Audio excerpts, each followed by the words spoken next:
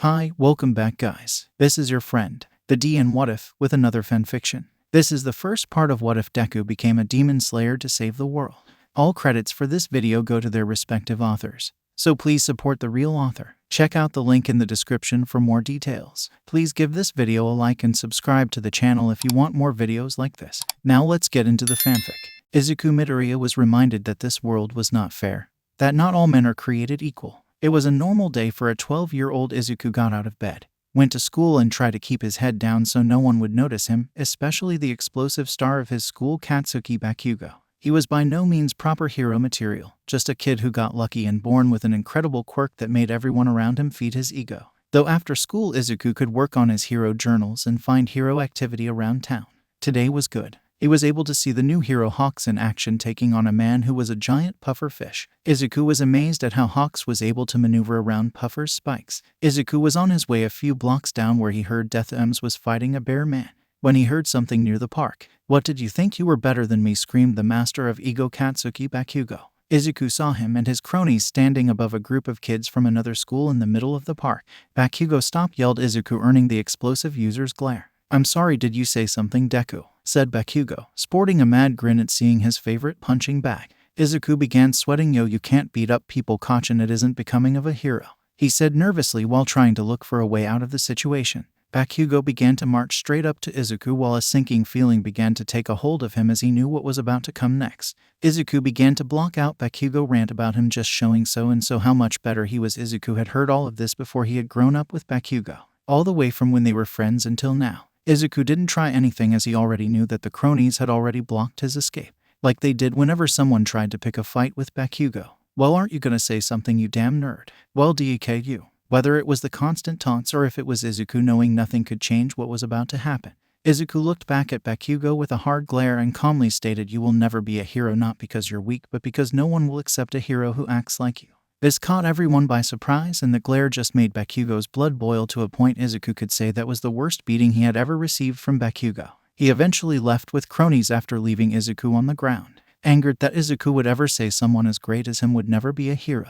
"I'll show that useless nerd when I become the #1 hero. He'll see when everyone sees how great I am," thought Bakugo as he left Izuku on the ground. Izuku laid there on the ground for what felt like hours, wondering what he was going to do. "If I don't stand up to him, how am I going to be a hero? Maybe I should just give up," he thought. "These are some good notes," thought Izuku as he looked up and saw someone sitting near him reading his notes. Izuku slowly got up and got a better look at the newcomer. It was a man with blackish burgundy hair with a scar on the left side of his forehead, with Hanafuda earrings on his ears. He was dressed old-fashioned, real old-fashioned, in a green checkered haori with some kind of uniform underneath. Izuku could tell he was quite athletic, maybe a hero in training perhaps. Who are you?" "Oh, I'm sorry, I saw you laying there while I was out for a walk. When I came to see if you were okay, I saw your notes here on the ground next to you and couldn't help myself. These are fantastic. You got some great analytical skills and a good pair of eyes," the man said with a sunny smile. For a moment Izuku could have sworn he was on a clear lake. When the man smiled, it was so honest and pure. Thanks, mister," said Izuku as he got and started to pick up his things.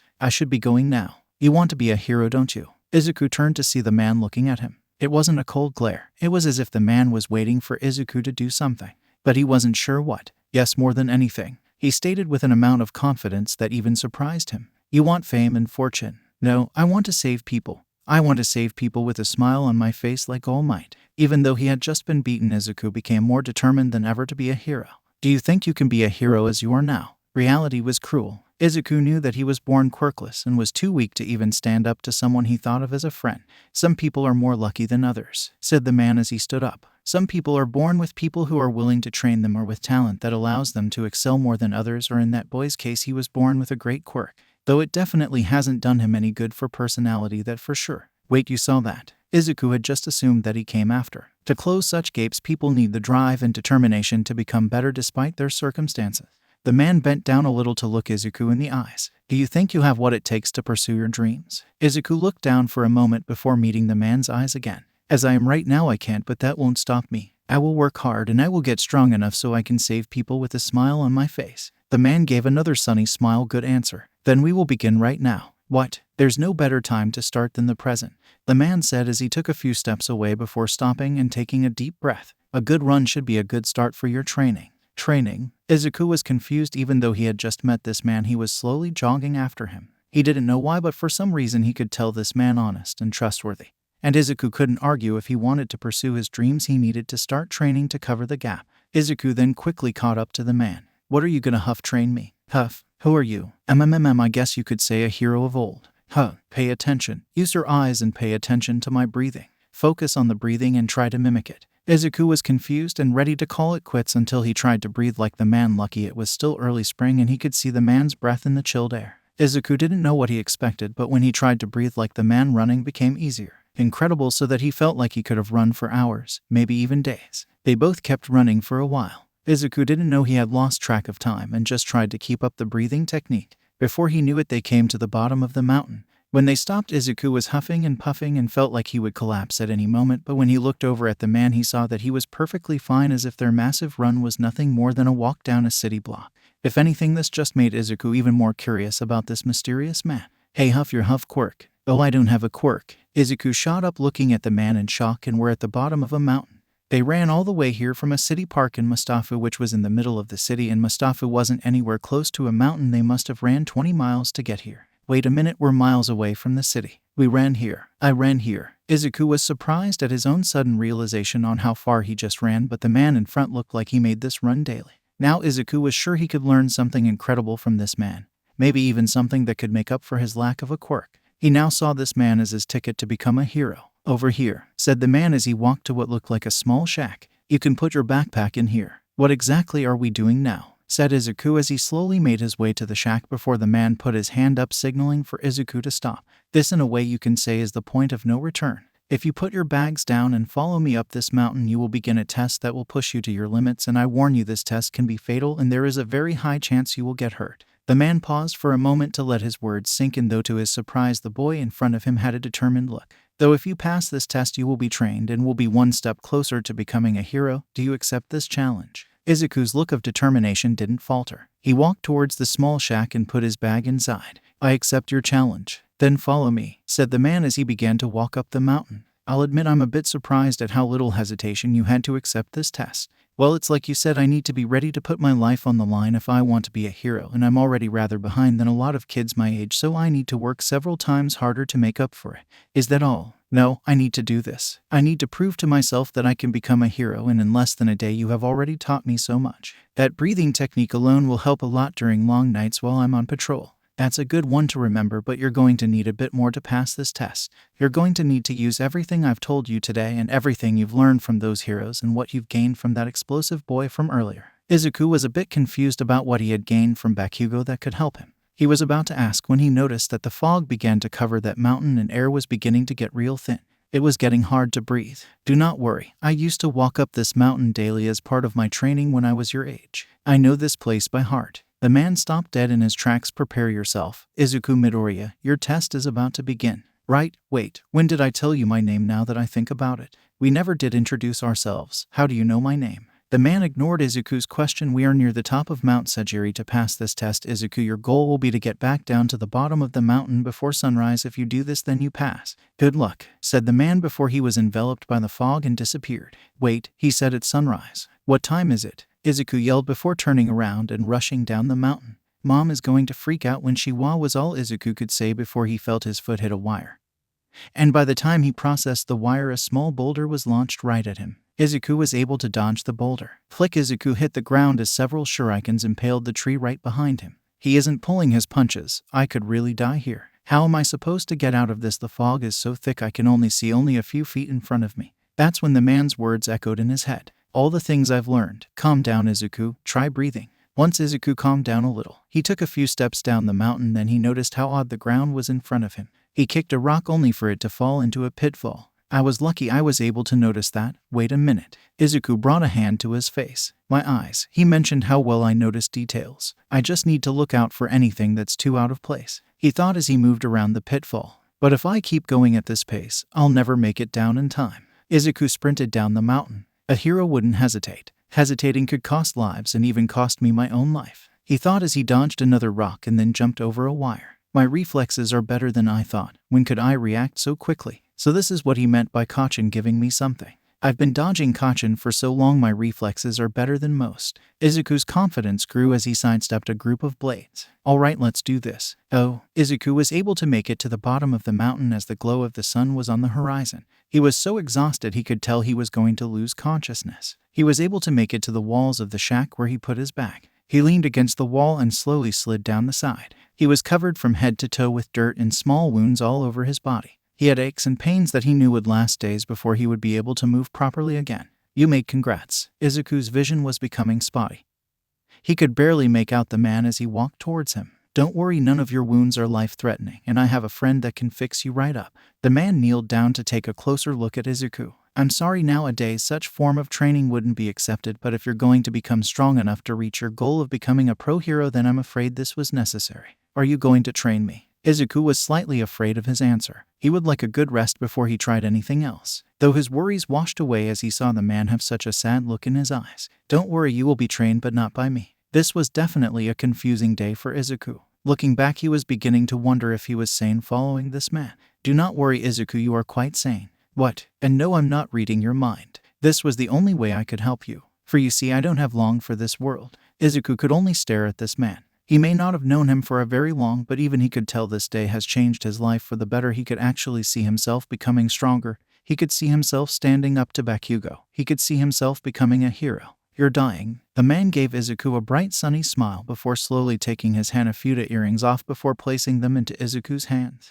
I can tell you are the right choice with these. There is no way he'll say no to training you. Don't give up. Follow your dreams. Become a hero. I know you can. Before the man could stand, Izuku grabbed his arm with his open hand. Wait, what's your name? Ta-ta, Tanjiro said a voice, but it came from neither the man nor from Izuku. Izuku looked to see a pale teenage boy in a white kimono staring in shock at the man in green. Hello Yushiro, it's good to see you again. Tanjiro, Kamado Tanjiro. The pale boy visible shaking. Tanjiro, Izuku repeated. Yes, that is my name, said the now named Tanjiro before turning to Yushiro. Yushiro, I would like to watch over this boy and train him. He wishes to be a pro hero someday, so please train him well. Izuku knew now he was losing his battle to stay awake because Tanjiro looked like he was slowly fading away. Tanjiro, what's going on? Don't worry, Izuku. You're in great hands. I trust Yushiro with my life. He will make you into a pillar in no time. He said this when he suddenly became see-through. And Yushiro, this boy is very talented. He will make a fine warrior someday. Izuku could no longer see Tanjiro, and before he lost consciousness, Tanjiro said one last thing to him. Welcome to the Demon Slayer Corp. Izuku didn't know how but found himself in total darkness. He couldn't see anything or hear anything. It was as if all of his senses were somehow being numbed. All Izuku could do was keep walking, and he did until he saw something in the far distance. A light that seemed to be far away. As Izuku walked closer to the light, he began to hear a rhythm of a drum that slowly got louder as he got closer to the light. Soon he could feel the light breeze on his skin and could smell something burning. He could even somehow taste the light itself. Before Izuku could think on how he knew that what he was tasting was the light, he finally got close enough to see what it was. It was a masked man dancing in a circle of torches. The dance mesmerized Izuku. As the man continued to dance, Izuku could see the beauty of his movements. He could smell the scent of the dance, feel the breeze dance was making on his skin. He could hear the rhythm of the movements and even taste it as if Izuku was the one that was dancing. Flickering at the edge of Izuku's vision made Izuku look away from the man to see another circle of touches exactly the same as the other one. Izuku walked into the new circle as he too wanted to try the dance he saw. Izuku watched the man for a moment before trying his best to mimic the man's moves. Izuku fumbled a bit from either moving out of sync or also trying to simultaneously try to dance and watch at the same time. Though after a few tries he began to get the hang of it. As Izuku began to dance, his movements became more fluid and he began to tune the other dancer out. He continued this, and as he did he could feel his senses grow stronger with each movement he made until the world became clear. The world was no longer dark as he could see the mountains around him, hear the animals, smell the grass, feel each movement in the air, and taste the morning air. He didn't dare stop yet. He kept moving, increasing his pace until it seemed that the world was see-through, not until each breath looked as solid as a rock.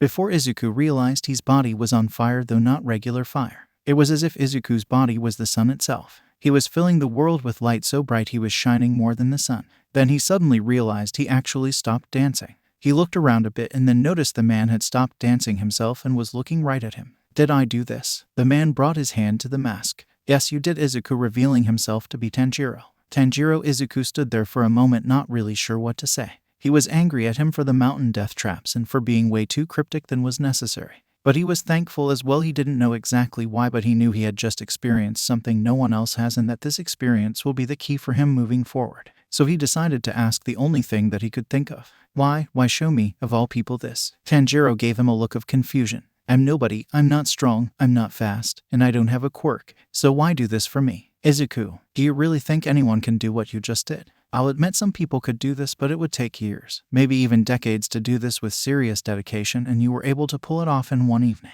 You were able to shine as bright as the sun, and you can do that for the whole world to see. What did I just do exactly? Was it a quirk of some kind? Cause all of my senses just became heightened to the point I could tell what was inside things very far away, and that alone could have several applications for search and rescue or even training, and by that extension, could even help in several fights or even mumble. As Izuku carried on, Tanjiro could only smile at the boy who would change the world. I'm sorry, I wish I could tell you more about the breath of sun and the other breathing styles. Tanjiro raised his hand to stop Izuku from asking why. I can't help you though, Yushiro can. He'll explain and answer all of your questions and more. I just hope he has matured more than how I had left all those years ago. Though I don't know if he has moved on from Tameo yet. Tameo, the loved one he had lost so long ago. Tanjiro said with a sad face. She was a good friend. Izuku was going to say his condolences, though Tanjiro cut him off with a sunny smile. Either way, I wish you luck in your journey, Izuku. May your dreams bring you great joy. It's time to wake up. Oh, Izuku opened his eyes and realized something immediately.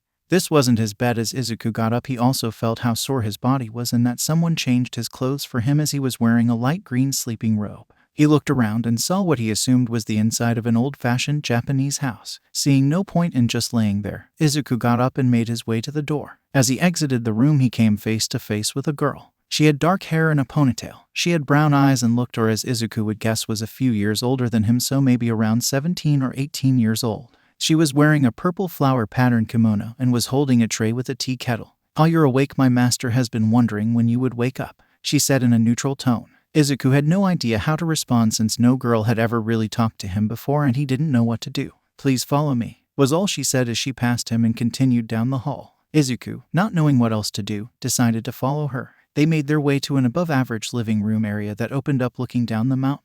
In the center of the room sat the pale boy in the white kimono that Izuku remembered before he had lost consciousness. He was currently sitting at a small table looking at a tablet. As they entered, the boy looked up to see them. "You're awake, that's good. My name is Yushiro. Please have a seat, we have much to discuss." "Oh, okay." As Izuku sat across from Yushiro, not really knowing what he had gotten himself into. They sat in silence for a moment as they looked at each other, wondering what to expect from the other as the girl began to serve them both tea. Izuku thanked the girl as he began to drink the tea. "I have many questions for you, young man, but the first would be, who are you?" said Yushiro, breaking the silence. "Oh, my name is Izuku Midoriya. Thank you for taking care of me while I was out of it." "Yes, speaking of you collapsing at the bottom of the mountain, what were you doing there and why did you have these?" he said, putting the Hanafuda earrings on the table. "Oh, Mr. Tanjiro gave me those." Yushio and the girl froze in place with a look of shock on their face as the room grew uncomfortable as the silence grew. The girl recovered first as her shock turned to anger as a knife suddenly appeared in her hand. "Don't play with us, boy. Do you really take us for fools?" she yelled, pointing the blade at Izuku. "Whoa, wait, I'm telling the truth. He saw him too," pointing to Yushiro. "Tomo, stop and put that knife down right now. He is our guest until I say otherwise." "Yes, master," she said, suddenly putting the knife down on the table, losing all of her anger. Yushiro gave her a look to make sure she wouldn't do anything before looking at a frightened Izuku. "I apologize for Tomo. She can jump the gun at times, and yes, I saw what I saw when I found you, but I would like you to tell your part. Now how about you explain everything from the beginning?" Izuku then began to explain everything from how he first met Tanjiro to his gauntlet of death down the mountain. He even told them about his dream he had. He had no idea how they were going to react. By the end of his tale, Izuku could tell they were processing this information differently. Tomo gave a look at Izuku that said she didn't believe him, but she gave Yushiro a look of concern as he was thinking very deeply about this information. Yushiro was in deep thought until finally he stood up from where he was sitting. "Please wait here for a moment. I need to grab a few things." As he left the room, leaving Izuku with Tomo. Could it be possible for me to make a phone call? My mom is probably worried I've been gone for a whole night," said Izuku, worried his mom hasn't melted down yet. That may be a little harder than you might think," she said, giving him a one-eyed look. "For starters, I guess I should mention you've been out for 4 days. What, his mom was beyond melted by now. Izuku fell down just at the thought of her crying. "Oh man, she is going to freak out. How am I going to explain this one?" You okay?" she asked. Probably shouldn't mention the fact that he somehow stumbled on a government secret just yet, and his chances of seeing his mom again are getting a little slim. Oh well, no skin off my back, she thought as Izuku wept. As long as he doesn't do anything to Master Yushiro, he'll live a little longer. As she simply drank her tea, the door slid open, revealing Yushio holding a picture frame and a bucket. I'm sorry for keeping you waiting. He looked to see Izuku sobbing on the ground. Is he alright? I may have mentioned that he's actually been out for 4 days and he didn't take it so well. Midori, I need you to take a look at this, he said as he put the picture frame in front of Izuku. Izuku looked up at the picture. It was an old black and white photo, and even though the picture itself wasn't the best quality Izuku could make out, one of the faces, is that Mr. Tanjiro? When was this taken? Over 400 years ago. What, no way, said Izuku, looked at him in disbelief. That's impossible. The first quirk ever recorded was 240 years ago. There's no way he's still alive today if this picture is that old. He isn't alive. He died of old age 400 years ago. I was there when he passed. Izuku could only stare at the supposed teenager in front of him. Even though it sounded impossible, Izuku was slowly piecing things together. Yushiro sounded wise, and even Izuku could feel as if he was older than he looked, as if he has been walking on this earth for years. How old are you? Yushiro simply held the bakken out for Izuku. Come show me the dance you saw in your dream. Izuku took the bakken before he was led outside to a small training area, where he saw a familiar circle of unlit torches. Izuku walked into the circle, and after looking at Yushiro's gaze, Izuku began the dance that he saw in his dream. When Izuku started the dance, he expected himself to just go with the movements. He didn't expect the same levels of feelings to occur as it did in his dream, but it did. As he started to pick up the pace, his senses started to go into overdrive. Izuku kept going faster than it felt as if the bakken he was holding lit on fire. Wait, it is on fire, screamed Izuku as he dropped the flaming bakken before trying to stomp it out. I'm so sorry, I didn't mean for that to happen. How in the world did that even happen in the first place? No way, he heard Tomo yell. Izuku looked over to see both of them in complete awe. You can use the breath of the sun. How in the world can you do that? She yelled in disbelief while Yushiro remained silent. What? Okay, what is the breath of the sun and what exactly did I just do? A little scared but also a little excited. Did he just unlock his quirk? You just used an ancient ability that predates quirks. A power so rare I didn't think I would ever see it again, said Yushiro as he picked up the burnt bakken. Izuku, Midori, you have done something that no one else has done in over 100 years. This ability you now possess was instrumental in taking down one of, if not the greatest threat to mankind has ever faced. I am willing to train you and teach you everything about this power and tell you everything, including the origin of quirks and other secrets that very few people in this world know. Do you accept? Izuku stood there stunned for a moment. The amount of information in Yushiro's speech opened his curiosity. And this ability could be the key to his dreams. And these people are the first to ever be willing to help with his dream. I accept. Please teach me. Teach me how to be a hero. Yushiro smiled. I don't know about a hero, but a demon slayer should do just fine. Katsuki Bakugo was having a bad day, mainly because he was currently being suffocated by a giant sludge villain trying to use him as a skin suit. As Bakugo struggled trying to break free from the slime, he saw around him the heroes who were just staring at him, helpless to do anything. He wanted to scream at them for being useless and not doing anything, only to see the destruction his own explosions were making. For some reason, it reminded of the past few years. His life flashed before him, the day he got his quirk, the day he announced he would be the #1 hero in the world.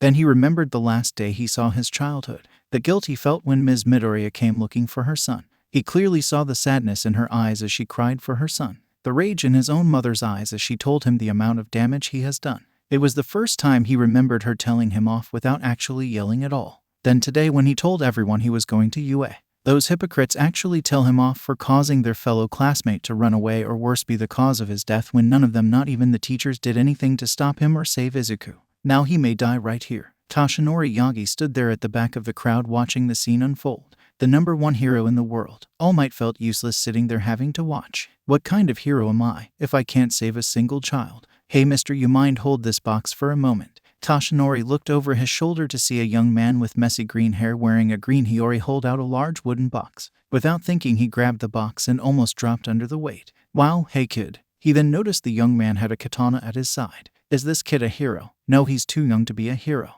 Even for one in training, All Might was about to stop him when he disappeared. Everyone in the crowd felt a rush of air as what appeared to be a flash of lightning pass over them, past the heroes and heading right towards the villain. In a split second, Bakugo was ripped from the villain's grasp and was on the ground. Bakugo coughed as he tried to get air into his lungs. He was able to get to steady his breathing and got on his hands and knees trying to get up. Long time no see, Bakugo froze. He looked up to his savior to see the back of a man in green with Hanafuda earrings. The man slowly turned his head towards him. Good to see you again, Bakugo. Deku, you little brat, screamed the villain as he launched himself at Izuku. Izuku calmly began to step forward as he grabbed the hilt of his katana. Form 11, low. For a moment everyone there could have sworn they were on the surface of a calm lake that was pure and undisturbed until a ripple appeared with Izuku at the center. The next thing everyone saw was the villain blown to pieces being scattered across the alleyway. For a moment silence before the crowd erupted in cheers. The kid did it, that was awesome. He blew the monster away. He's strong. No, that was definitely a speed quirk like Samurai X. He didn't blow the villain away, said the hero Death Arms. What do you mean? Asked a fellow hero Mount Lady. Death Arms continued to watch the swordsman as he put his blade back into his shelf.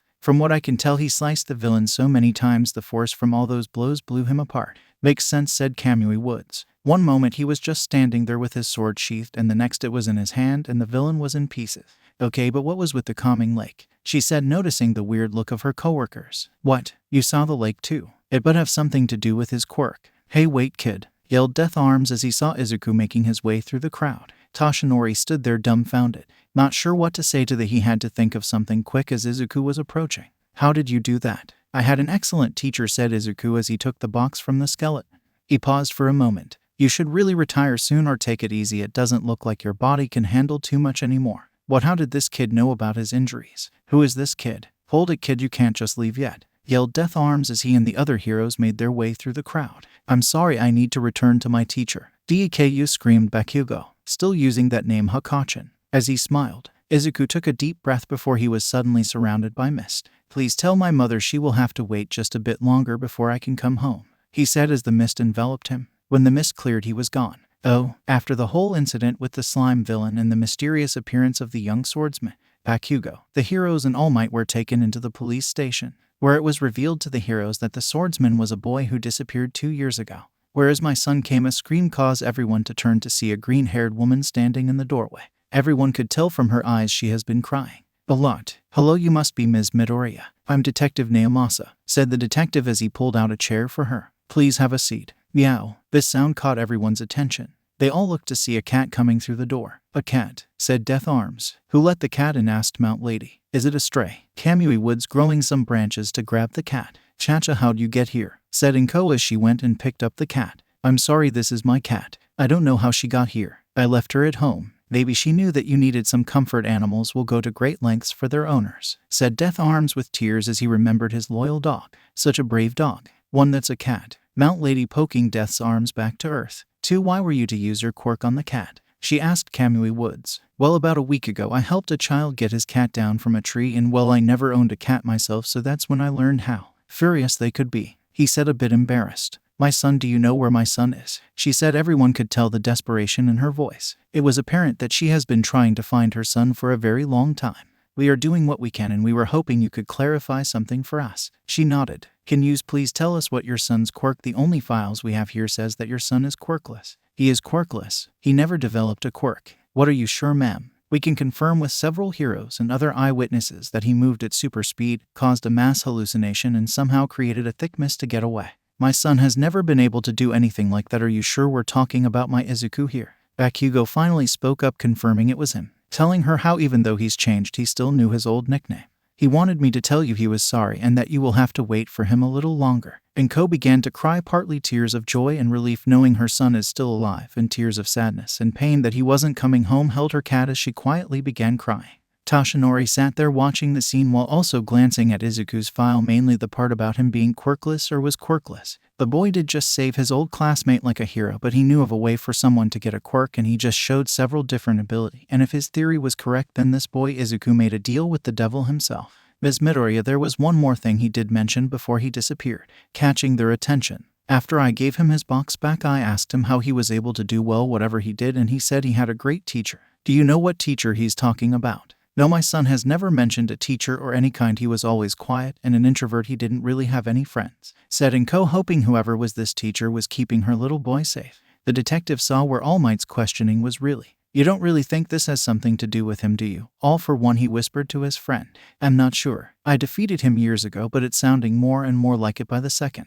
I just can't think of any other way this kid could have gotten multiple quirks. All Might hardened his gaze as the picture of the boy on the wall. It might be too late for him, but I will try and do what I can. But if this is his handiwork and if he is alive, then this boy's vile demon of a teacher may soon know my fist of justice once more. Oh, achoo, sneeze Yushiro. "Master, are you all right? You're not getting sick, are you?" said Tomo, overly worried for her master's health. "I can't get sick, Tomo," said Yushiro as he continued to read on his tablet. "But you sneezed." "There are several reasons for someone to sneeze. Not all of them are due to illness." "Yushiro-sensei." "Tomo-chan, I'm back," Izuku said as he walked into the room. "Welcome back, Izuku-kun." "Welcome back. Did you get what I asked for?" asked Yushiro as he set down his tablet and grabbed the remote on the table. "Yep," as Izuku sat the box down, opening it up to reveal several books. "Got them all right here." "Perfect," said Yushiro as Tomo asked what the books were. "They're old books that once belonged to a family that was a descendant of an old friend of mine, but they were stolen a little over a century ago and the family has long since lost their roots. I'll keep an eye on them for a while and have them restored.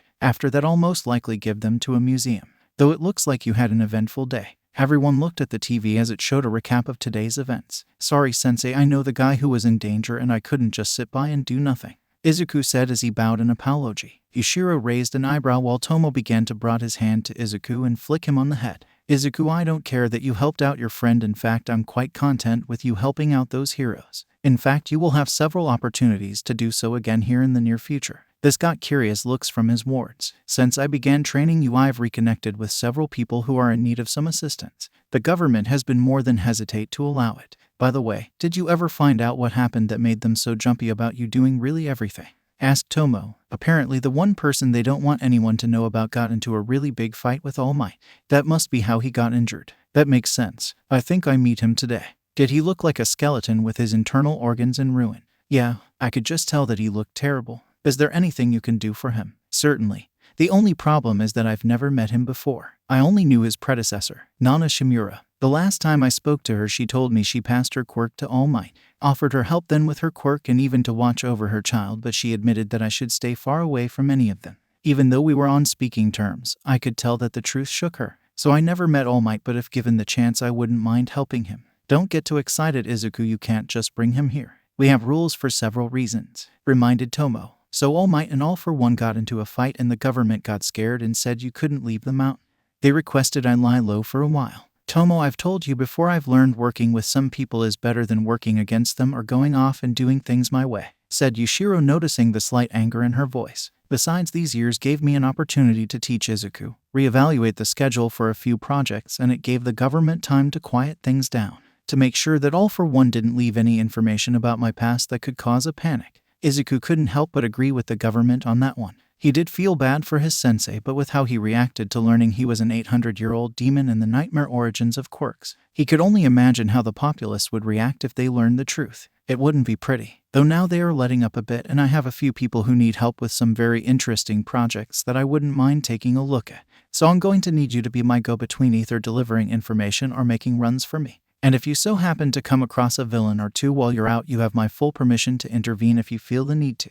"Really, but won't that cause problems? I don't have a license. I mean, I know my abilities isn't a quirk, but I still need a license to do hero work." Tomo began to laugh. "Izuku, Master Yushiro knows so many people in the government he could make all your crimes disappear with a simple phone call." "I don't know about that," said Yushiro while he drank some tea. "Though I can't deny that I do know some people who will more than happily brush any vigilante work you do under the rug." "Really?" "Oh yes. Remember those people who need help with those projects?" Izuku nodded. "Some of them are also people in the government, and they will happily look the other way for our help. They would be willing to turn the other way for us." Tomo chuckled. "Izuku, Master is just being modest. He has several world leaders on speed dial. Heck, at the turn of the 21st century he owned half of Japan." "What, really?" "No, Tomo. I didn't own half of Japan. I admit I began to invest a lot into real estate, but that had its purposes, and I do admit I know some powerful people, but I don't have them on speed dial." "Master, please be honest. If you picked up the phone and asked for Island right now, and I'm not talking about one department, the whole thing right now, and tell us they wouldn't give it to you?" Silence. Yushiro couldn't honestly answer. Even he couldn't deny if he wanted to he could have several people eating out of the palm of his hand.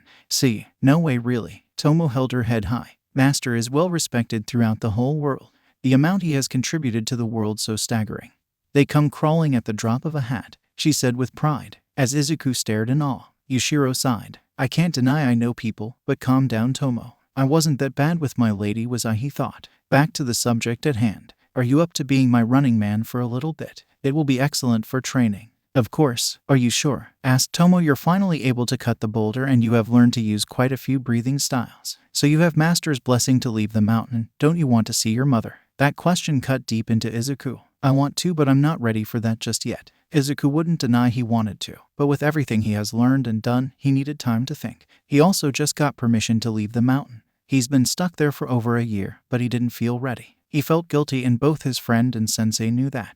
They also felt guilty. Neither of them liked the idea of keeping him away from his mother, though with the secrets that they had told him, they knew to a degree this was necessary. Even if Yushiro had his mother under watch just in case this somehow pushed her over the edge. Yushiro never really tried to make connections with anyone, mainly because he would outlive them, but Izuku became his student and someone who he could trust even with some of his deepest secrets. As for Tomo, Izuku became somewhat of a little brother to her. Before he came around, it was really just her and her master. Yushiro knew he needed to say something. Izuku, I know you feel like you don't know when you can see her again or explain everything, but you need to decide on a date to see her, and I won't accept any date past the UA entrance exam. You still want to go to UA? Yes. Yes, sir. I know for a fact your teachings will help me become a great hero, he said, giving a sunny smile. The exam is in 10 months, and in those final months I would like to increase my training, so 5 months, that's when I will see her. I'll put a reminder on the calendar, said Tomo as she cleared the table. Don't worry, Izuku will be right there with you. Tomo is right. We may not be able to tell her everything, but we will be there for you. Thank you, sensei. As waterfalls sprouted from his eyes. I know you're touched, but would you mind not ruining our floors? Though, and so the days continued as several sightings of a boy in green taking on muggers, gangsters, and other criminals of the underworld. Currently bank robbers. All right, boys, are those hostages tied up? Yeah, boss. They ain't going anywhere. Have those cops brought the van like we asked? Not yet, said the boss robber as he looked outside. He could clearly see the police talking with some of the local heroes. They got 10 minutes before we start killing off some hosta. He couldn't finish as what appeared to be flowers growing on all their guns right before their weapons shattered into several pieces. What the? My rifle, my pistol. That was a Desert Eagle. Is cost a fortune. Are you guys okay? All the robbers turned to see a kid with a katana freeing their hostages. Hey, that's the kid that's been playing hero around town. What do? We beat his ass, and of course, I got this, said the boss robber as walked towards Izuku. Izuku turned to him as the hostages were getting scared as the boss robber raised his now metal fist and put right in front of Izuku. My quirk allows me to produce metal from my skin, something your sword can't cut through, but you're more than welcome to try. Go ahead, I dare. What surprised everyone was Izuku reached with his empty hand to the metal arm and grabbing it. He took a deep breath before squeezing, crushing the metal hand. The robber collapsed to the ground, writhing in pain, holding his broken hand. So who's next? He asked before all the robbers surrendered. Though, Bubble Girl realized too late she bit off more than she could chew. Come out so I can fry you, said Burnin. The two girls had met up while chasing down a jewel thief to a construction site. It was near midnight, so the site was empty, which did little to comfort the heroes as they had no idea where the thief disappeared to. One moment they were chasing him down. When they entered the construction site, he vanished. Before they knew it, a spike hit Burnin in the leg. When Bubble Girl went to help, she was shot in her arm from the opposite direction.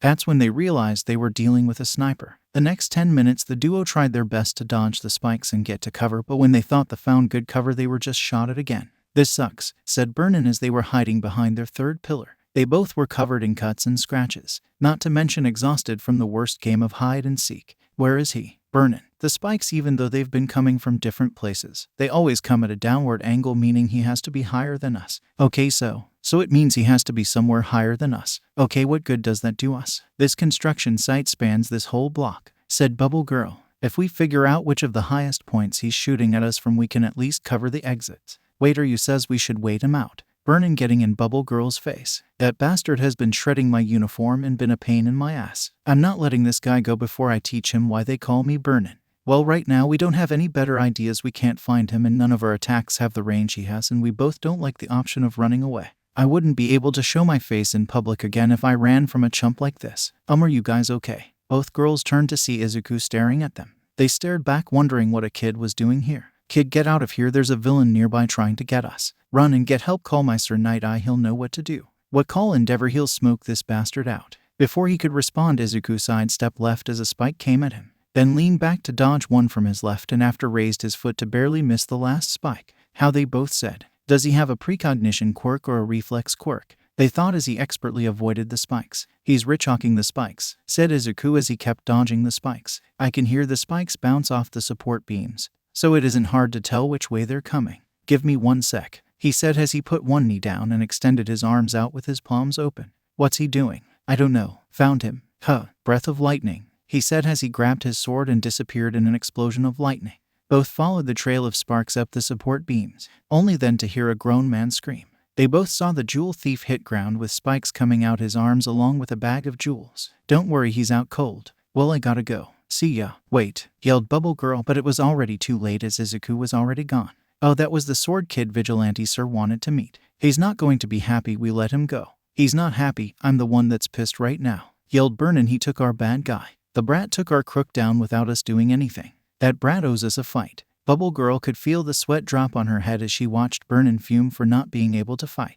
Well, at least we can bring the thief in and return the jewels. But I'm all fired up. Oh, the night was quiet over Kyushu, just the way Hawks liked it. A nice quiet night. Maybe I can get a late night snack on the way home. Kaboom. Me in my stupid mouth. He turned to see a building with smoke coming from the top. Okay, let's find out who ruined my night. As Hawks got closer, he saw more and more windows burst open. Hawks was about to dive into the building when a person shot from one of the windows, almost colliding with Hawks. The figure stopped and hovered in midair, revealing to Hawks a woman with 4 metal wings. What, are you serious? First the sword brat, now Hawks. Oh wow, a pretty lady like you knows who I am. I'm flattered, said Hawks, getting his feathers ready for a fight. Wait, did you say sword brat? Well, it's the number 3 hero Hawks. Both flyers turned to see Izuku on the roof of a building, fanboying at seeing a high-ranking hero. Hey, aren't you that kid everyone is talking about? The flying woman thought this would be a good chance to escape, but when she tried, she saw Hawk's feathers blocking her path. Sorry, beautiful, but outdate just started and it would be rude of me to leave you on your own.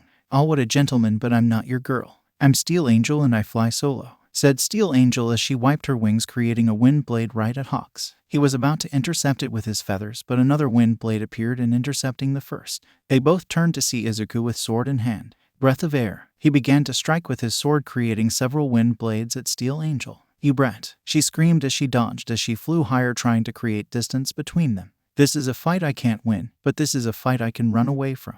As she began to spin into a small tornado, creating several wind slashes in all directions, sliced through Hawk's feathers and forcing him back. She didn't let this opportunity go to waste. She flew as fast as she could. Hawks cursed as he began his pursuit. She's faster than I thought. Even though this is fun, I need to stop her quick. They continued their game of cat and mouse until Steel Angel had to make an immediate stop or else be pierced by another wind slash. Huh, the brat. They looked down to see Izuku pursuing them, jumping from rooftop to rooftop. He was able to keep up with us on foot, said Hawks, impressed. Not many heroes could do something like that. This kid ain't half bad. That's it, this damn brat is dead, yelled Steel Angel as she dived at Izuku before launching a massive wind blade at Izuku. Izuku was in mid-air at the time, but was able to use his blade to not only block the attack but also cancel it.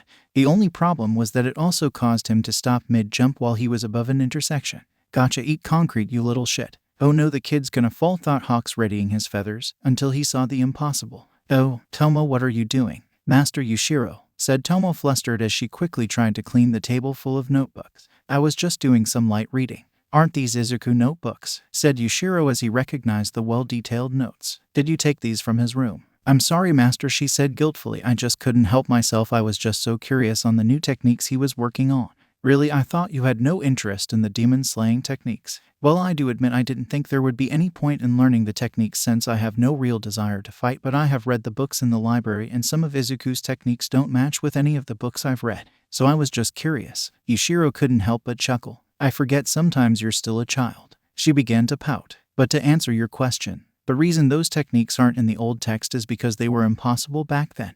Does this have something to do with your different training methods? I'll admit that's one of them. I've lived hundreds of years, and in those times I've trained several people in a variety of subjects and learned how to improve on several training methods, especially the Demon Slayer techniques, since I've tried to preserve their knowledge while the world forgot it. Master, I kind of know that already. Well, clearly not all of it, because I also preserved the techniques that were only theories back then. Here, grabbing a specific notebook and handing it to Tomo. Those are the notes he made on techniques that could be possible to learn and use based on those old theories. Wow, these are super detailed, she said as she skimmed through the notebook. Izuku's analytical skills are incredible, and these were based off of theories, she said in awe as Yushiro nodded in confirmation. But wait, that only explains how he came up with those moves. How is he able to pull them off when the masters of old couldn't?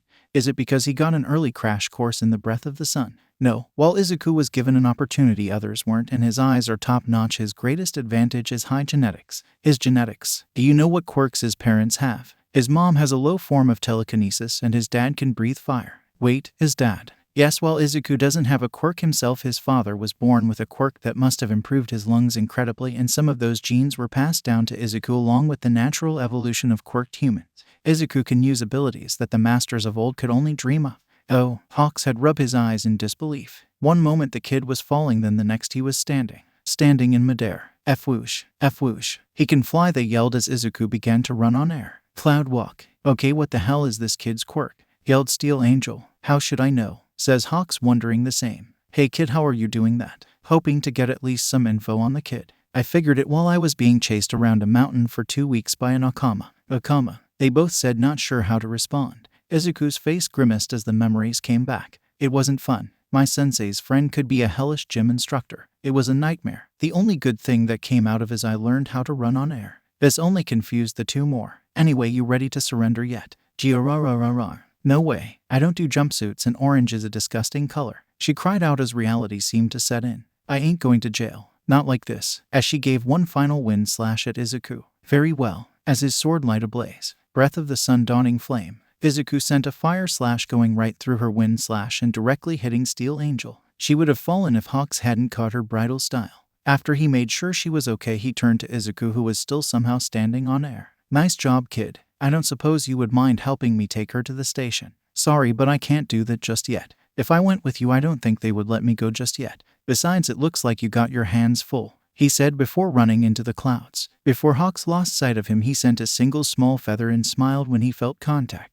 I'll leave that on him for a while and see what he does next. That kid is definitely interesting, he thought as he felt the woman in his arms begin to stir. Well, Sleeping Beauty, it looks like it's time I take you to the police. Ijiro Kirishima was having a dilemma. Early that day, he tried to help out one of his classmates from some bullies only to be easily beaten, and his friends were of no help as they only pointed out unoriginal he was and how weak his quirk was. How can I be a hero if my spirit breaks so easily? He said, feeling powerless to save anyone. He was currently walking home from school when he noticed one of the TVs in a store showing news of the mysterious child swordsman in green with Hanafuda earrings. He was helping out pro hero Lightning Max with a villain attack. The news reporter ended reminding everyone that he was committing a crime for doing vigilante work.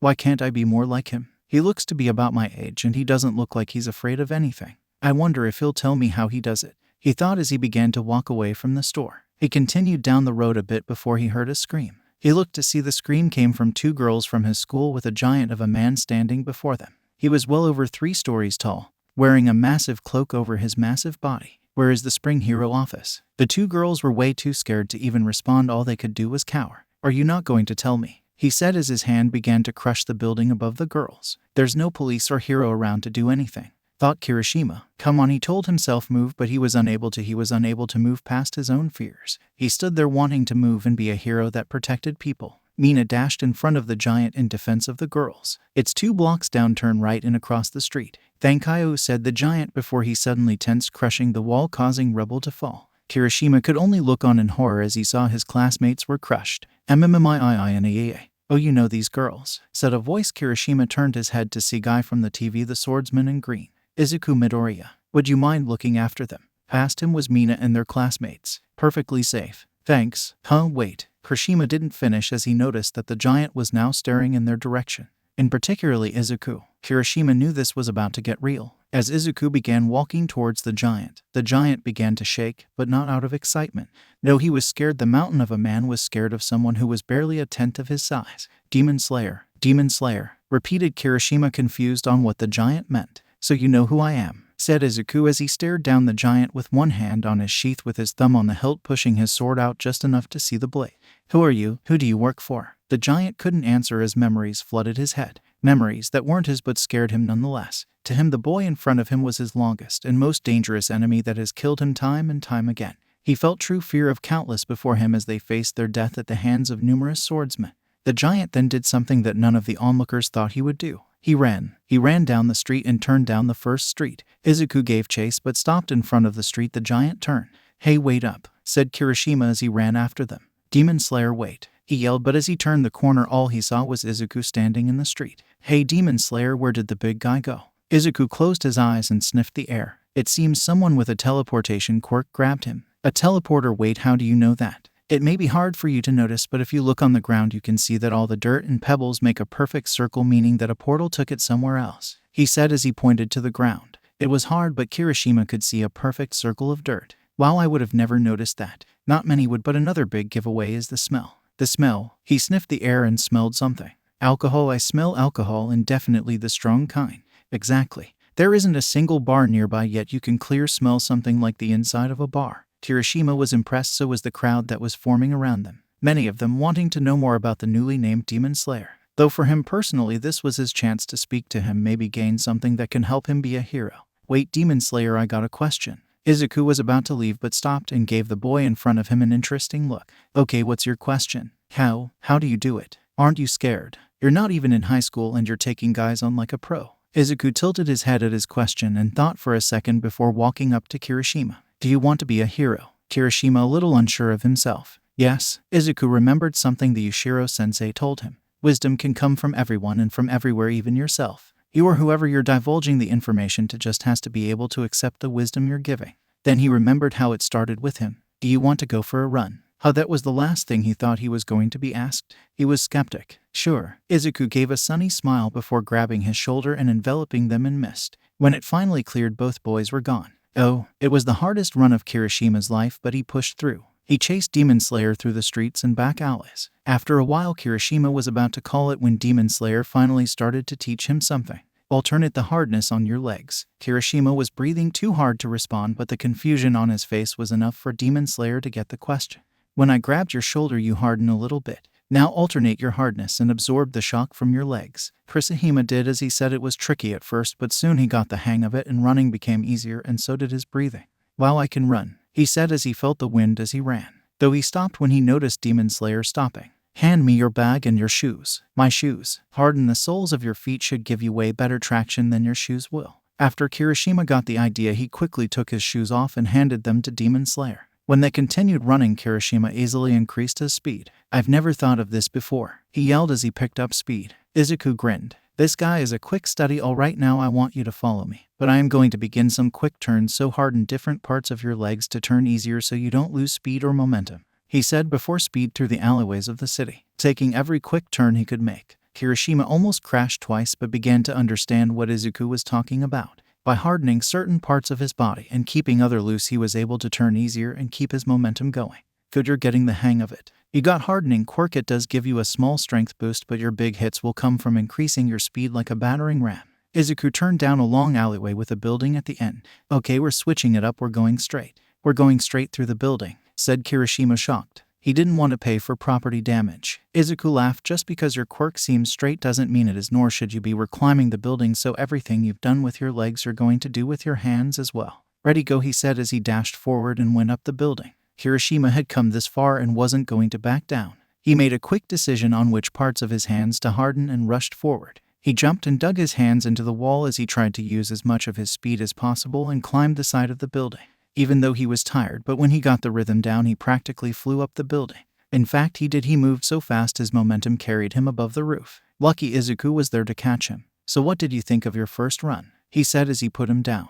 Thank huff you huff, said Kirishima before inhaling a lot of air. I never thought I could climb a building like that, or well, really anything you just showed me. I'm not strong like you. I could never do anything like this. Izuku slapped Kirishima's back more than hard enough to leave a good bruise. Don't sell yourself, just look at where your own hands and feet have brought you, he said as he pointed over to the other side of the roof. Kirishima walked to the edge and saw one of the most breathtaking views of the city he had ever seen. This is incredible. I've never seen the city like this before. The only way you can get a great view like this is if you get up here with your own 2 feet. But I'm only here because you brought me here. I guided you here. I did not carry you. I did not activate your quirk. You did that, and even without me you could do this again with your own strength. Kirishima couldn't help but smile and blush a little at the compliment. Yeah, I guess I could do this again. Though his smile quickly turned into a frown. Though I couldn't do anything back there, I was so scared I couldn't move. How can I be a hero if I get so scared I can't even move? He said as self-doubt set in. How do you do? Come, you're not scared. Are you kidding me? I'm terrified. What? But you always rush in head first. You never hesitate. Do you remember seeing those girls almost getting crushed? Yeah, of course I do. It happened like an hour ago. Do you remember how you felt before you realized that they were safe? Kirishima knew that feeling. He had let them die. Remember that feeling and make sure you never feel it again. The thing that scares me more than me dying or getting hurt is the thought that someone is going to get hurt because I didn't do anything. I don't want to regret anything. As Kirishima listened to Izuku, he couldn't help but feel like he heard that somewhere before. Hey, that sound like something Crimson Riot would say. Oh, are you familiar with Crimson Riot? Familiar. He's my all-time favorite hero. He's so manly. He's a hero who doesn't back down and saves people and serves justice with a chivalrous spirit, said Kirishima enthusiastically. Well, maybe you should rewatch some of his interviews. There may be something there that you missed. As he began to walk to the side of the roof. The fire escape is this way. You should try and see how much of your body you can harden at a time and for how long. Maybe do some training. Wait, hold it, are you leaving? Asked Kirishima a little sad. Yep, I still have a lot of things to do today, and there is something I need to talk to my sensei about. Your sensei? Kirishima couldn't help but wonder what kind of man he was. Do you think I could meet him or if he would train me? I'm afraid not. Immediately shooting down the request. There are reasons why he can't train you. In fact, the only reason he trained me is because his friend asked him to. Really, what kind of hero was he? Oh, he wasn't a hero, but he's been around a very long time and knows a lot. Actually, a lot of my physical training was either done by his assistant or one of his friends he would call in, like a guest lecturer. So he's not some teacher who runs a school or anything. Izuku nodded, dashing his hopes. Man, after seeing this guy in action, I kinda wondered what his sensei could teach me. Aw man, looks like I'm back to my own training. Speaking of your training, I think there are a few points you should focus on, said Izuku as they began to make their way down the fire escape. 1. You should stick to trying to increase your overall physical abilities. 2. Try and see what other moves you can do by hardening certain parts of your body and what patterns yield what results. 3. See how long you can maintain those patterns and how long you can maintain a full body hardened state. Kirishima quickly brought out his phone and began to type them down. Okay, I think I got it. Good. I'm no teacher, but hopefully those ideas will help you become a hero, he said as he was about to say goodbye and leave. Wait, I have 3 questions to ask before you leave. Okay, shoot. Why do you go around like this? You're pretty much doing vigilante work. Were you sick of waiting or something? Oh no, said Izuku, getting flustered, scratching the back of his head. I just can't really help myself. I don't know why, but when I see people in danger, my legs kind of just start moving on their own. I don't really mean to break the law or anything. I respect the laws and the heroes that enforce it. Mutter, mutter, mutter. Hey dude, you okay? I think you left Earth or something. Oh, sorry. Well, I get flustered or think too hard. I start to mumble. It's a habit I'm trying to break. Okay, well, next question. Kirishima had to make himself serious. Why don't you go home? The question clearly caught Izuku off guard as his face began to fill with sadness and self-disappointment. I'm sorry for asking it, but I felt that I had to. I've seen the news. One day you just disappeared, and then suddenly you just reappeared kicking ass and taking names. Your mom is on the news with a few interviews. I know, I've seen them, said Izuku as he gathered his thoughts. I didn't want to go back as I was. I didn't want to stop my training, and I didn't know what to tell her to keep her from stopping me or even how to tell her. Izuku looked at his new friend in the eyes, ready to lie. That day I disappeared. A man found me broken and beaten up. He knew I needed help and brought me to the man I would soon call sensei. One of my broken ribs punctured my lungs and needed medical attention. My sensei patched me up, but I fell asleep for 4 days when I woke up and told them I had gotten into that state for being weak and unable to save somebody from a bully they wanted to help. The man who found me asked me to take a test. It was a tough mountain obstacle course. I passed, and the man convinced my sensei to train me. That mountain showed me I could follow my dreams, so when my sensei told me he could train me, I jumped at the chance. Even agreed not to leave the mountain until I completed the first part of my training. You see, I didn't have good control over my abilities, and he was worried that if we left too soon I may be a danger to myself and others around me. I finished the first part within the first few months. To be honest, I've been kind of avoiding going home. I know I should, or at least call, but every time I try I freeze. Kirishima digested everything he had just heard. So nothing is stopping you from going home, just you. Yep, my sensei knows this and has given me a due date to go home before he drags me home. Kirishima breathed a sigh of relief. So you're all good there then. I guess the last question I got now is, are you going to become a legit hero then? Izuku's sunny smile came back. Of course, that hasn't changed. I will become a hero no matter what. I will become a pillar of hope for all. All right, as he raised his fist. That's a goal I can get behind. I'll see you at the top, Demon Slayer. Izuku Midoriya as he bumped his fist. Ijiro Kirishima. Well then, Ijiro Kirishima, keep up the hard work and I will see you at the top, said Izuku as he ran back to the mountain. Kirishima went home as well, planning to go over everything he learned today, make a plan, and watch an old video of Crimson Riot Izuku reminded him of, only to find reporters and police at his house. His night was only just beginning. Oh, Izuku made it back to Mount Seijiri as Tomo was finished putting dinner on the table. Oh Izuku, welcome back. Hey Tomo, do you know where Sensei is? I need to speak with him. He's out back checking the little wisteria tree. He actually wants to talk to about that kid you kidnapped. You didn't bring him here, did you? What, I didn't kidnap him. I was just trying to help him a little. He had some serious self-confidence issues. He just needed someone to show him what he could do. That sounds familiar, she teased. Izuku could only look away in embarrassment. Well, you should go see him and good luck. Just like Tomo said, Izuku found Yushiro looking at the small wisteria tree in the back of the garden. Izuku bowed. Sensei, I've returned. Izuku, before we talk about anything else, I need to ask, did you tell that boy anything? No, Sensei, I stuck with the lie we came up with. Good, though I would like to hear about your day in detail. Yes, Sensei. Thought there is one part I need to tell you immediately. Izuku then told his sensei about his encounter with the giant. He knew who I was and was scared. I've never seen this guy before, and even I could tell he outmatched me. So why did he run away? Gigantomachia. Gigantomachia. That is the name of the giant you meet today. He works for, or I should say the man who created him was the man I warned you about. The man who reminds me most of him. All for one, said Izuku, remembering the stories he was told. The man who was more demon than man. A man who should be avoided at all cost. He had brought many heroes to their knees and killed at least 10 times the amount. Indeed, the reason that Gigantomachia was so scared of you is because All for One gave him more quirks enough to activate memories deep within them. Memories that don't belong to him. Memories, said Izuku, confused before horror dawned on his face at the realization. What does that mean? All for One knows about demons and about him. Izuku, calm down. You see, years ago, All for One tried his best to learn everything there was to know about quirks, since his revolved around other quirks. He figured out a long time ago the truth about them. Wait, you mean he knows about everything? Not everything. He knows about the existence of demons and a little bit about the demon slayers and the history of both, but not all of it. Years ago, he tried to create a demon, but the human physiology has changed too much. The quirk factor counters the demon blood too much, so he failed, but he learned that if he mixes too many quirks together or the right pattern of quirks, he will get visions of the past, so will anyone else who he has packed with quirks. It's why I warn you to avoid people with vision or memory quirks. Okay, so what do we do? For now, nothing. We have no idea where he is or any of his associates. So don't worry too much for now. They have made several enemies, me included. They will be found eventually and will face justice just like he did so many years ago. Hey, I don't mean to interrupt, said Tomo, coming outside. But dinner's ready. We better eat it while it's hot. We're on our way. Come, Izuku. I think food will do us both some good. Right. Oh, right. This doesn't look good, said Detective Naomasa. He has been reading the report and statement of Ijiro Kirishima. The kid has been doing a lot of our work. Has the police gotten in any trouble? Asked Toshinori Yagi as he sipped some tea. They were currently at UA office going over all the information they had on the newly named Demon Slayer. They had brought the info to Nezu in hopes he might be able to shed some light on the situation.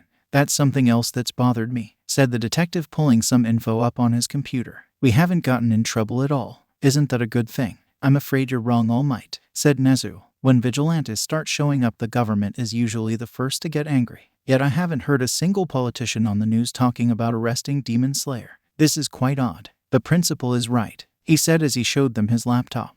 These are all former vigilantes. The police had several orders to arrest each and every single one of them. Even the trio of vigilantes that saved Captain Celebrity had ordered to arrest on site. But this kid hasn't got a single order from the government. The only orders we got are from the chief of police himself. So wait, no one in the government has put anything out on this kid, said All Might, shocked. He expected the government to be up in arms. What about all the damages or laws he's broken? Nothing. If you watch any interviews, all of them just deflect or don't answer the question. Well, they answer, but it's just a politician answer that doesn't answer anything. This is quite troubling, said Nezu. If the government is going to such length to let this boy go and play hero, then something must be going on.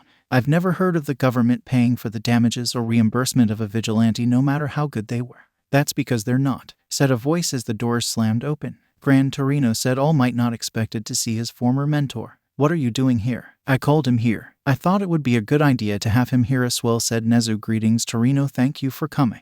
No problem, said GT as he put several papers on the table. I've been following this kid since he fought that sludge villain. I called in a few favors and I found something I just couldn't believe. Someone has been paying for this kid out of pocket. What? But that can't be, said Nezu. On my calculations alone, the amount needed to cover all of these payments would require a small fortune. That would be if it was just the boy's activities, but several officials and construction companies have been paid off, and to top it off, every person involved in each incident, whether they be villain or victim, has had their hospital bills paid. Grand Torino's statement left the other three in silence. Even Principal Nezu had nothing to say. Principal Nezu, sir, how much would something like that cost? Asked All Might, somewhat scared of the answer. Nezu had to think a moment to figure it out. It was way too much for him to have the answer on the top of his head. I can't make an accurate answer with this many variables, but the amount of money needed, maybe around a national budget. What, you mean someone is paying the same amount of money it takes to run a country for a kid? Screamed All Might as blood poured from his mouth. Well, that makes it easy at least, said Detective Naomasa, wiping the sweat off his forehead. We just need to check the top richest people in the country and see which one is missing a fortune. None of them are, said GT, getting their attention. I found out about the government's lack of involvement in the first month. For the past 2 I've been checking every rich family, every corporation, every government institution. Nothing. This money is coming from some private citizens with a bank account bigger than Japan. How is that possible? It isn't, said the principal, or at least they couldn't have this amount legally. It would take several lifetimes for the average person to get that money, maybe a whole lifetime for a rich CEO. Did you find where the trail leads? The trail ends with people who have been dead for over 100 years. All the accounts that were used were even before I was born. So let me get this straight, said the detective. We got a very rich person supporting a kid with an impossible amount of money to legally pay all of this out of pocket using accounts that are over 100 years old. The child in question has remarkable abilities, who according to out files was born quirkless, who now shows signs of several quirks and combat abilities that don't even compare to several pros, said Nezu. No one his age has ever shown such talent, but he's been using his powers for good, spoke All Might as he looked at the ground. I mean, he seems like a good kid. Gran Torino almost smiled at his student. Still just a kid yourself, Toshinori. I'm not talking about the kid himself. He said, I will not deny the kid has done good. However, we know next to nothing about the man who trained the boy, who this mysterious sensei is. Villains have used kids before, said Naomasa. According to his own mother, he always wanted to be a hero, added Nezu. I can only think of one man who has the power, money, influence, and evil enough to manipulate a kid to do something like this. Let's face it, this has All for One written all over it. All Might's form began to enlarge as he changed into his hero form. You're right. I can't think of anyone else but Evil Demon. Oh, ACHOO. Sensei, are you getting sick? I'll go make you some soup, master. For the last time, I don't get sick, yelled Yushiro. Izuku wondered about some of his master's friends. He just got done doing a small delivery. The man had a screw going through the side of his head. Izuku asked if it had something to do with his quirk and said his friend in America accidentally put it there. Izuku was just happy that was going back to America. His deliveries were just weird, though he wondered about the girl he mentioned. Apparently Izuku reminded him of one of his students that uses a sigh. Izuku was broken out of his thoughts as his phone buzzed. He checked the ID and say it was Tomo. Oh, hello Tomo-chan. Hey Izuku, you get that delivery done? Yep. Well, take your time coming back. Master's meeting with the scientists is going a little longer than expected.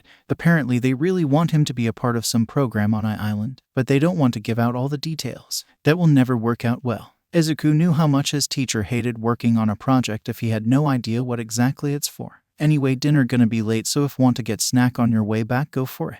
Take a bit of a break. I saw the news. Nice job with the bear guy. Thanks, will do. I'll see you later. As he said goodbye, Izuku hung up. When he did, his phone flashed the date. The date to reunite with his mother was just 1 week away. Izuku was scared. He felt terrible leaving his mother the way he did.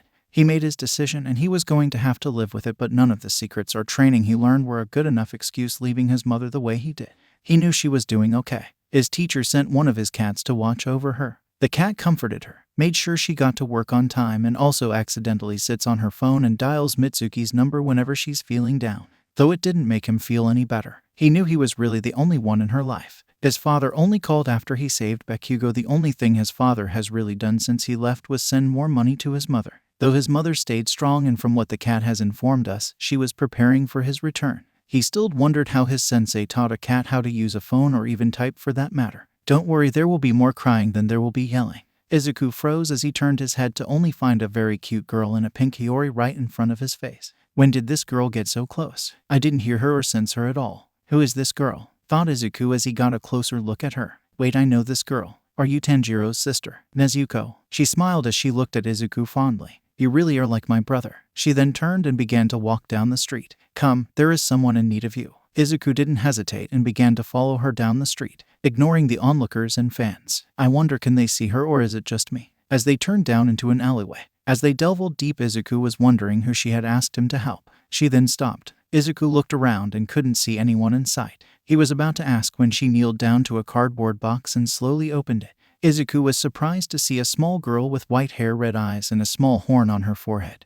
But what got his attention was the rags she was wearing and the bandages on her arms and legs. Whatever monster did this will know my blade. Don't worry, little one. This man here is the hero that will help you, said Nezuko, trying to reassure the girl. The girl still seemed frightened, but her words eased her, even if it was just a little. This girl has been through a lot. I've helped her as much as I can with the time I have. Do you think you can take care of her from here? Izuku gave the girl his brightest smile. Don't worry, I will protect her. I will protect you. Wait, miss, said the girl, you're not going to leave me, are you? I'm afraid so. But, the girl began to cry. You're the first person to ever help me, you, please don't go. Nezuko gave her a big hug. I'm so sorry, little one. You deserve so much better, but I can't give you that. The most I can do is make sure you are in good hands, and this man's hands are the best. My brother helped him when he was in need, and he will help you. With those words, Nezuko faded. You will be safe, your hero will help you. After seeing Nezuko disappeared, the girl got scared and hid herself in the box. Izuku slowly approached the box, knowing that the girl was watching him from inside.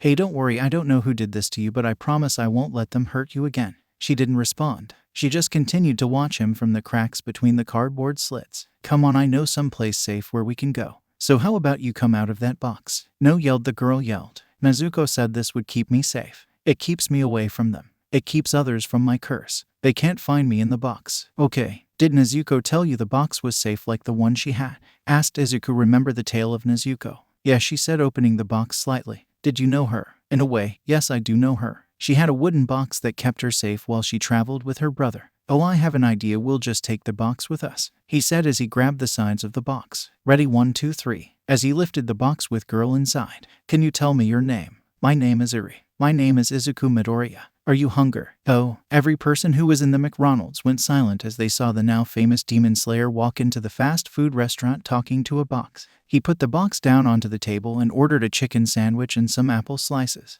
The manager made sure they got his order done quick, but she had them double-check to make sure they got it done right. Meanwhile, he sat down at the table and then began to talk to the box again. It confused everyone until the manager brought the food. Here you go, sir, 1 chicken sandwich and apple slices, said the manager as she put the food on the table. Thanks, said Izuku as he grabbed the apple slices. Here you go, Iri, apples just like you asked. To everyone's surprise, a little girl popped her head out, grabbed the apples, and shut the box. Izuku saw their confusion, as well as fast movement outside the window. I kinda found her hiding in this box. I couldn't just leave her there and saw she was hungry, so I came here, sorry, he said as he bowed to the other customers and the manager. Oh, it's no problem, sir, said the manager, bowing back. In fact, I'm happy my store could be of service. Thanks, here, he said as he handed her several bills. What? No, there's no need to give us more. You've already overpaid, sir. I insist, we've caused quite a commotion here, so please take, he said, giving her a sunny smile she couldn't refuse. She left the two to eat. As Izuku ate, he kept talking to Iri. Even though she never said anything back, she stayed in the box. He kept telling her stories of his training, his sensei's cat, and even his mother. You know, my sensei once told me he met the devil at a McDonald's once. Said he worked here. Probably just some guy who messed up his order. Who could imagine the devil himself working part-time at a fast food restaurant? Excuse me, sir. Izuku looked and saw a man in a cheap suit with a scar across his bald head. I'm so sorry that my girl caused you so much problems. If you don't mind, I would like to take her home. Izuku gave him a deadpan stare, along with half the restaurant. He wasn't even trying to be convincing. Seriously, you're kidding, right? Izuku sighed as he put some money on the table and grabbed the box with Iri in it. He could feel her shaking inside. Miss Manager, I'm sorry for not cleaning up after myself, but something tells me I should leave now before I create a bigger mess, he said with a smile, then calmly left the restaurant. Iri, please stay in the box. I won't let you go, but it will get a little rough, he said to Iri. Now before we begin, are you and those men hiding behind that truck sure you guys want to do this? The man stood there for a moment, wondering how the heck the kid knew about the others. I knew that lie wouldn't work. Oh well. Before yelling, get him now before he draws his sword. The moment those words left the man's mouth, several men jumped Izuku. Izuku noticed one of them controlling a chain and trying to snare him. He grabbed the chain with one hand and pulled it along with the man and smashing him into his friends, knocking several of them out with one move. Another tried from behind and with being as careful of Iri as he kicked the man into a truck. Trust me when I say this, I don't need my sword to beat any of you, said Izuku as he vanished from their sight. Izuku quickly with one hand gave each of them a good chop on the neck, knocking each of them out. When they wake next, they would be in police custody. Iri popped her head out to look at Izuku and his handiwork. Come on, Iri, let's go home. Home? Izuku nodded as he made a dash back to the mountain. The bald, scared grunt got up and rolled them in, getting as many of them as they could into the trucks. Come it, move it. If we don't get her back, Overhaul is gonna kill us. Move it, he screamed at them as they speed down the highway way over the speed limit. Until, suddenly the lead driver hit the brakes. What in the hell did you stop for? Screamed the man as they stared at the driver, who began sweating bullets as he looked ahead in sheer horror. They all looked forward only to regret everything in their life. It was back and it put a hand on the hood of their truck. I'm sorry, but I can't let you do that. As her hands erupted in flames. You haven't finished playing with me, screamed Nezuko as she ripped their engine out with one hand. By the time the police arrived, every would-be gangster had already soiled their pants and raving about a demonic girl in pink. They should have worn the brown pants. "Oh, hey, I'm home," yelled Izuku as he returned to the mountain. "Welcome back. I got curry cooking," and Master Tomo stopped as she saw Izuku with a box with a little girl inside.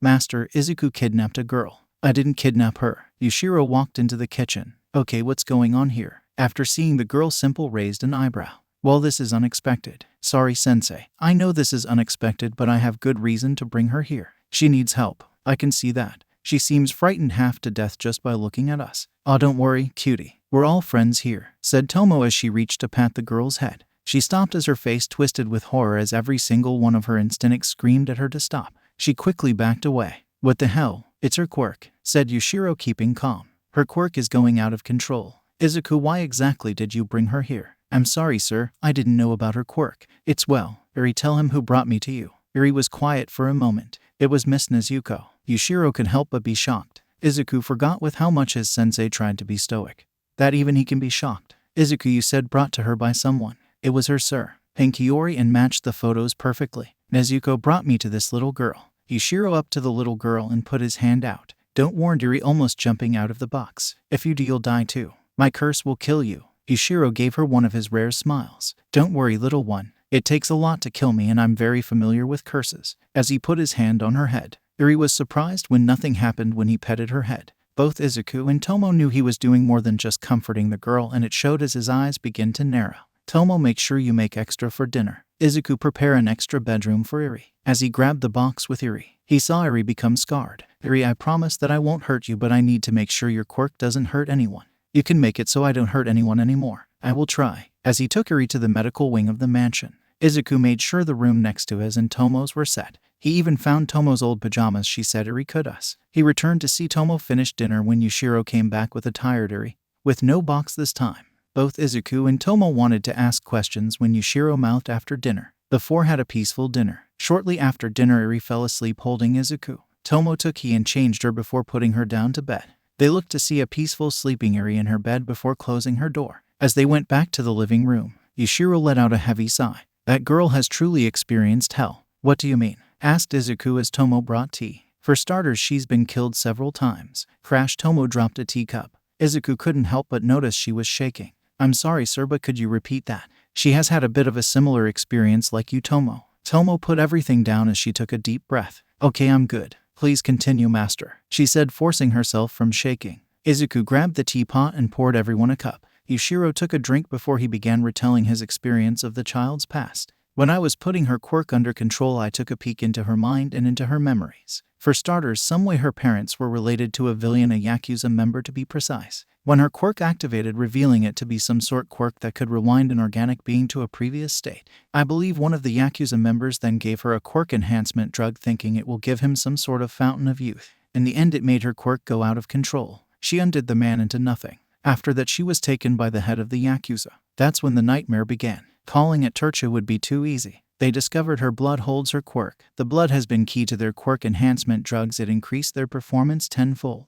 By continually studying it, they learned how to use it, suppress quirks, and even how to eliminate quirks entirely from someone. So much from her blood." Yushiro grew angry. To get this much blood, the head of the Yakuza used his quirk to literally turn her entire body into blood, then used it again to turn her back. His quirk allows him to deconstruct and reconstruct anything, even people. He deconstructed her and reconstructed her over and over again. Yushiro stopped there to let the information. Both Izuku and Tomo were in shock that slowly turned into anger. Izuku began to wonder what type of twisted monster could do this to little girl, while Tomo was just wondering where she could find him and spill his guts. Yushiro could see in Tomo's eyes as several painful memories came back to her. He could tell whoever did this was at the very top of her kill-on-sight list. Luckily, he wasn't the only one to see. "Tomo." She looked up to see Izuku with a worried look in his eyes. Izuku became a good friend to her over the year he stayed with them at the mountain.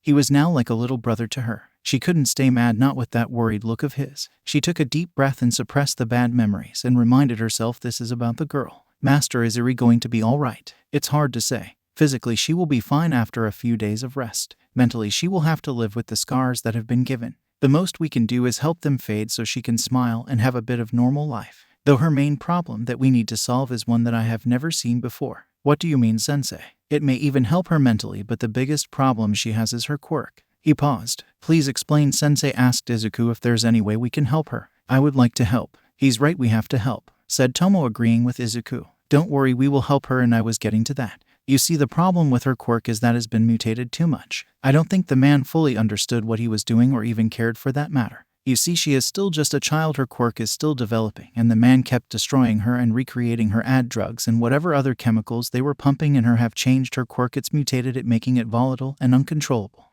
If I had to take a guess, I would say her quirk originally reverted anything organic back to a previous form state by state. But now it rewinds at an unpredictable rate, and the raw form of her quirk in her blood is so broken down it's pulling her into several different directions. They both digested the information. So how do we help her? She is going to need several genetic quirk surgeries. I'm going to have to alter her quirk, change it into something more manageable. You can do that, Izuku said in a bit of a shock. I know how quirks were made and I've been studying them for years. How do you think I was able to get her to stop earlier? That was actually a question I had. I can explain in better detail later. For now we have to prepare. It's not going to be easy. I'm going to need several items and ingredients. Izuku, I know we agreed that you would see your mother next week, but this takes priority. So many things can go wrong with an unstable quirk like this one. I completely understand, Sensei, Izuku said, Tomo getting his attention. You're not off the hook. You're still going to go see your mother before UA. She's right. First we make sure Eri is okay, then we see your mother. After that you get into UA,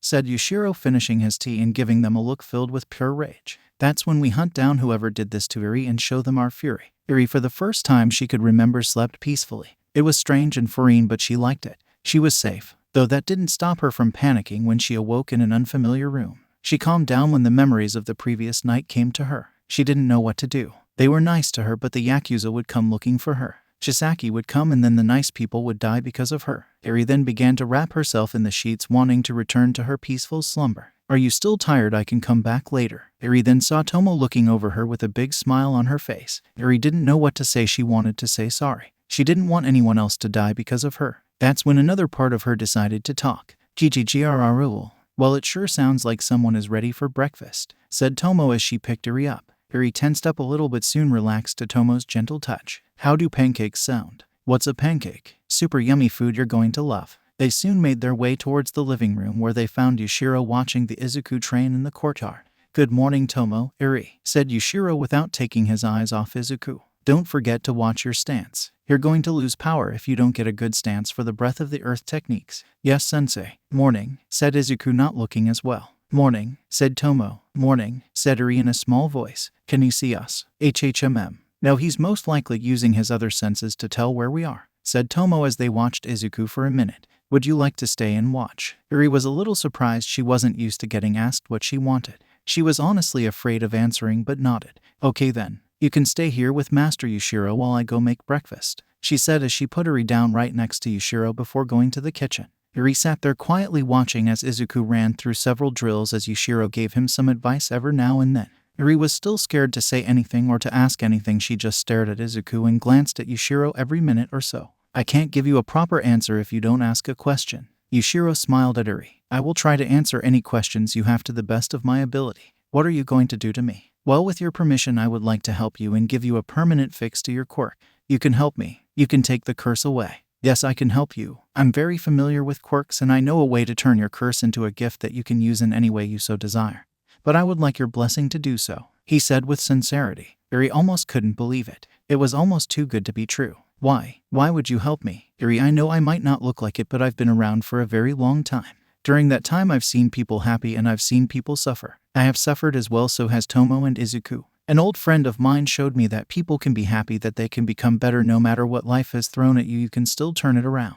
He gave me hope after I lost the only love of my life until the day he died. He still showed me the hope of life. I want to help you because I want to and because I have the power to do so. I want to give you a helping hand like my friends did for me. Eri began to think over everything Yushiro just said, not really understanding it. She didn't really know what to think. A helping hand was so strange to her, and Yushiro could tell. The way she was squirming, he could tell she had barely known what kindness is. I know this might be too much for you, but believe me when I say we will help you, we will protect you. Eri looked at Yushiro and saw no lies. It calmed her enough to feel peace. She felt like she could trust these people. She knew now they wouldn't treat her like Overhaul did. They sat in silence for a little while. Do you have any other questions? What is he doing? Izuku is going through some of his breathing styles. He's trying to get better at the ones he's not good at. Breathing styles. Breathing styles are different ways to breathe.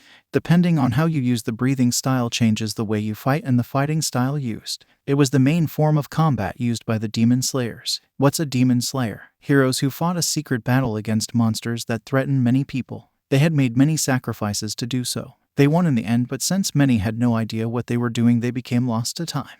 I spent a good part of my life gathering and preserving their knowledge and even learning many of their techniques. I thought it was terrible that they would be forgotten, so I made it a goal that they would be remembered. So can you use the breathing as well? Somewhat. Unfortunately, I'm not exactly built for them, though I made sure I understood it enough to pass it on to others. Like Izuku, I think he was born for it. Is he strong enough to beat the bad man? Or he said afraid of what would happen when he shows up? By himself, I'm not sure. I've never met this overhaul, but he won't be alone. I've already contacted several people this morning. The government already has their eyes out for him, and if I ask for backup, they will give it.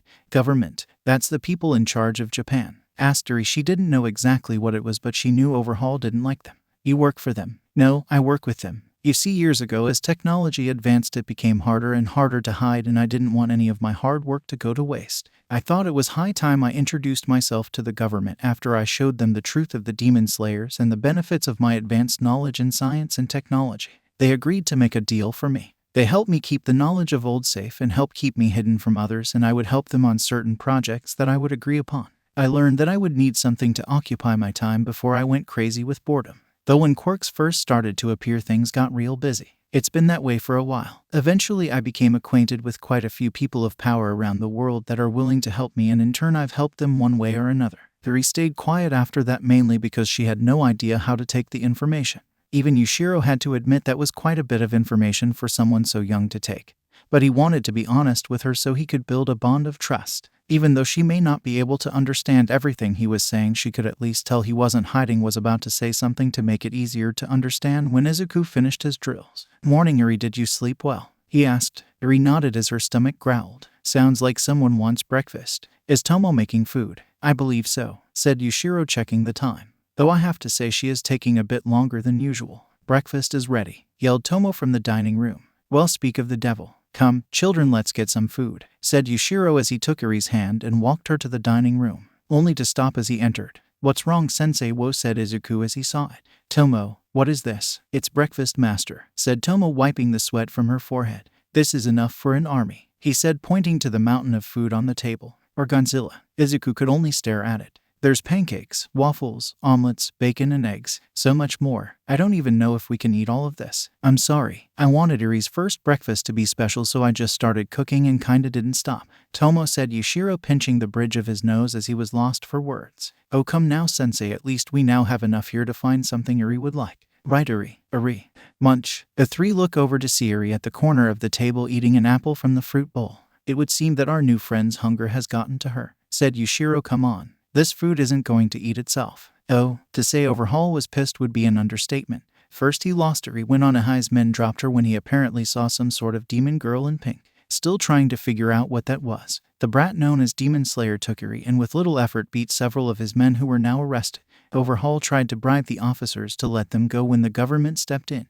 That was a very unpleasant surprise, and before he knew it this morning 3 of the Yakuza branches were hit. Not by the heroes or the cops, but a special ops unit from the frickin' military. Why the hell would the military be after him? They barely do anything domestic nowadays. They're only really called in for international conflicts or a supervillain goes apocalyptic. One of them even tried to jump him while he was out looking for Yuri. He even needed to dirty his hand with one of their fethly disgusting blood. Why the hell were they going after him now? They weren't even using warrants or even trying to arrest them. It was like they were ordered to kill on sight. None of this made any goddamn sense to him. He hasn't even told others about his overall plans. He hasn't even perfected the formula, yet they were treating him like a global terrorist. Chisaki couldn't help but wonder. He was currently deep in the depth of the Yakuza's lair, currently cleaning his mask and washing his hands as they still felt dirty. When his right hand Kronos came in, Overhaul, one of the guys who was able to get away from those military guys, has returned. Overhaul kept his eyes on his cleaning. He wasn't followed, was he? Kronos then put a letter down on the table. No, he was actually saved by another group of villains. Overhaul knew Kronos long enough to know he wasn't joking.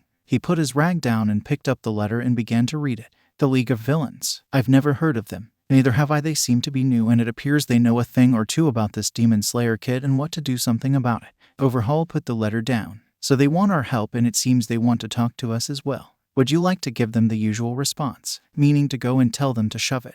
Chisaki thought for a moment before coming to a decision. No, right now we aren't in a good position. We refused before because we didn't want to get absorbed or taken over. Though without Eri we can't make more quirk removal bullets, and with the military hunting us, it might benefit us from making a few friends, even get a few new recruits to refill our ranks. Makes sense, so you want me to tell them we'll help them out? Yes, but tell them I want info on that Demon Slayer brat first, said Overhaul as he thought about the brat that has put the brakes on his operations. His anger began to reach a tipping point. I want to find that brat and turn him into a pool of blood over and over again till I get bored. Oh, Izuku was feeling great as he walked out of the bathroom, just getting done with taking a shower. Even though Yushiro's home was an old Japanese-style house, it was quite advanced with a lab and medical wing. It even had the basic household needs, but those were definitely better than anything other people had. If he didn't know Yushiro was an immortal who got bored easily, he would never believe he built all of this stuff himself. Though he did feel slightly bloated, Tomo made a lot of food, and with so many options, Izuku tried a little bit of everything. Tomo is a great cook. There was no way he could deny that. Usually he would finish his plate, but this is the first time he could remember where they had leftovers. Izuku went into the living room to see Yushiro and Tomo sitting on the porch in the sun with the wooden box between them. He knew they would be there apparently when Yushiro was able to stand in the sun again after not being able to see for over 200 years. He spent a whole year just watching the sun. He still loved sitting outside in the sun. Sensei, Tomo, Izuku, how was the shower? Izuku patted his stomach. Great. Though I think I can wait a bit for dinner. Tomo scratched her head and apologized. You know, you don't need to make so much all the time. I don't need to eat food to live, said Yushiro as he was reading something on his phone. I'll always make food for you, master. Wait, don't you get hunger, sensei? Not really. To be honest, if it wasn't for others telling me to eat, I would forget for days. All I need is to take my medicine, and with the recent improvements I've made, I only need to take it once a year. Though of course I do eat if others are offering. The rare craving or the food's too good to pass up. Tomo puffed her chest with pride. That's why I always provide the best, so you'll keep coming back for more. Izuku couldn't help but chuckle a little. Hey, where's Eri? Tomo reached into the box, moving the blanket, revealing Eri sleeping at the bottom. She fell asleep real quick after breakfast. After I put the leftovers away, she had already climbed into the box and fell asleep. I just bought her the blanket. They couldn't help but think how cute she was. She's so peaceful when she sleeps. Though why would she go to the box to go to sleep? We have plenty of beds. It probably brings her comfort, said Yushiro when she ran into the spirit of Nezuko. She suggested to hide in a box. It was most likely the only reason she wasn't found and was able to stay safe. Some part of her believes the box is a safe place. This reminded Izuku how he met Eri and what horrors she's lived through. Sensei, what's going to happen now with Eri? Yushiro closed his eyes as he thought everything that needed to be done to help this girl. She's going to need surgery. Even though she's in one piece, the villain Overhaul had used his quirk to destroy and recreate her over and over again. Though clearly it has had an effect on her quirk in more ways than one. Her quirk not only went out of control but also tried to heal her. Even when Overhaul used his quirk to repair her, her quirk was also trying to repair itself. Over time it has moved and distorted several parts of her internal organs, which lead to her quirk to go crazy even more. Not to mention the drugs used to increase her blood cell count. It may not be a problem now, but as her body grows it could cause many medical issues as she gets older, so the first thing she needs is basic surgery to correct the organs, and after that we can tackle her quirk. Until then I'll simply redirect her quirk to keep it under control. Well, that shouldn't be too hard, said Tomo. We both have several years of medical practice. We can easily handle her surgery to help her out. I'm afraid it isn't that simple. The reason we were going to focus on fixing her body first is so that I can safely redirect her quirk, because it clearly can affect her physically, like self-healing and the effects on the horn. This way we can not only get rid of the buildup of her quirk but also hasten her healing process. In short, we will be working with her quirk. And can you tell me what would happen if we mixed her quirk and yours together? Tomo was silent for a moment as she looked at her hands and then to the sleeping girl. That would be a disaster. I'm sorry, Tomo, I know you want to help her, especially since you know somewhat of what she's going through, but your quirks are too risky together. One wrong move and we could create a bigger problem than the one we were already dealing with. Izuku put a comforting hand on Tomo's shoulder. So what do you need? If there's anything I can do, just say the word. Yushiro smiled. Don't worry, Izuku, you'll have plenty to do. There will be numerous things we'll need to make this work, and I'm going to need you to see some people personally. The doctors needed to make sure this surgery goes off without any problems are a bit stubborn. Unless you grab them in person, they won't come. Tomo raised an eyebrow at Yushiro's words. Stubborn doctors. Wait a minute. You don't mean those maniacs, do you? Tomo, they maybe have some egos, but egos, that's what you're going with. Okay, they're crazy. Tomo simply just gave him a deadpan stare. Okay, they're batshit crazy, but you can't deny their skill. Izuku sat there partly confused on who they were talking about, and happy Eri was still peacefully sleeping through this bit of madness. Who exactly are we talking about here? I'm only guessing here, said Tomo, but I think Master is thinking of calling a doctor called the Dissector, another one that has a flaming serpent, one that is obsessed with a perfect body, an old snail lady, and an old mountain witch that has a talking tanuki, and one that's called the Dissector. You already said the Dissector, and the mountain witch has a reindeer, not a tanuki. One thing I've learned over the years is that the most talented people in the world have the S. The sooner we get that done, the sooner I can personally fix her quirk so the Yakuza will never use her again. Tomo seemed to accept his reasoning, but it just gave Izuku more questions. How exactly do you know these people, sensei? Around 5 years ago, there was a villain attack with a quirk that allowed them to create a super play. Though luckily he was an idiot and gave us time to get several doctors together to find a cure. I met them there, and yes, several doctors came from more than questionable backgrounds. They also know I'm hundreds of years old. What they both yelled in surprise. SSSSHHH as Yushiro pointed to Eri. The villain may have been an idiot, but he found out about the doctors and attacked the hospital where we were. During the attack, several of the other doctors ran away, but a few of them stayed and fought. During the attack, I may have lost a few limbs, so when I got back up, well, let's just say there were a few questions they wanted answered. Of course, I lied about most of it. They accepted I was one of the oldest people on the planet and one of the first people to get a quirk that healed me and stunted my growth. So not only are they good, but they know who I am, so they'll help. Master, with all due respect, they're crazy. Isn't there anyone better for the job? Asked Tomo, not wanted people so unhinged near Eri. Don't worry, I'll make sure they stay in check. The government owes me, so they'll pay them off, and just in case I can call a few people in for security if needed, said Yushiro, also thinking of what else they'll need. Though the equipment here is good, they will need an upgrade to make sure we can monitor Eri's condition and the amount of energy her quirk outputs. Looks like I'll be calling Shields a lot sooner than expected. Wait, Shields as in David Shields, all I might have first sidekick, said Izuku, shaking, trying to control the hero nerd deep inside of him. He was failing. Yes, he was here yesterday before you brought Eri home. Wanted my help on a project, but he refused to tell me what it exactly is. Something to do with enhancing quirks, but that's as much he was willing to tell me. Add in a personal request to check what I assume is a patient. I guess I'll need to give him a call. Yushiro began to make sure he had Shields' number as a contact before reassuring Izuku that he could get David Shields' autograph. That's when his phone began to ring. Hello, yes, really already. I gave you that info this morning. I see. I guess that makes sense. There's no need to apologize. I understand how this could have been a political problem. Thank you. Please keep me up to date, said Yushiro as he hung up the phone and smiled at the sleeping child. The government used the info I gave them and took out several Yakuza bases. Apparently, they've been paying attention to the rumors of a quirk erasing bullet and have had their eyes on the Yakuza for quite some time. When I told them about Eri, they jumped on the chance. Izuku was shocked and somewhat confused. What I thought they would only get involved if a villain was going to somehow destroy the country entirely. Surprisingly, Tomo decided to answer that question. Izuku, they were working on mass-producing a bullet that could destroy quirks. Can you imagine what would happen to the country that has relied on quirks for years if that bullet got out? It would end the country. Izuku played the scenario in his head, realizing how much damage it would do to society. That would be bad. Yushiro nodded. Indeed, but that aside, we have work to do. So we're first going to need. He stopped as they heard a cute yawn as they looked to see Eri waking up in the box. Oh, good morning again, Eri. Eri stretched a little before rubbing the sleep out of her eyes. What happened? What's going on? Tomo couldn't help but smile at the cuteness of the girl. You fell asleep right after breakfast. I think food coma would be more accurate. Oh, David Shield was currently laying down in his hotel room, just staring at the ceiling and his own failure. Weeks ago, the scientist was ecstatic to learn not only the legendary immortal doctor was real, but also willing to talk to him.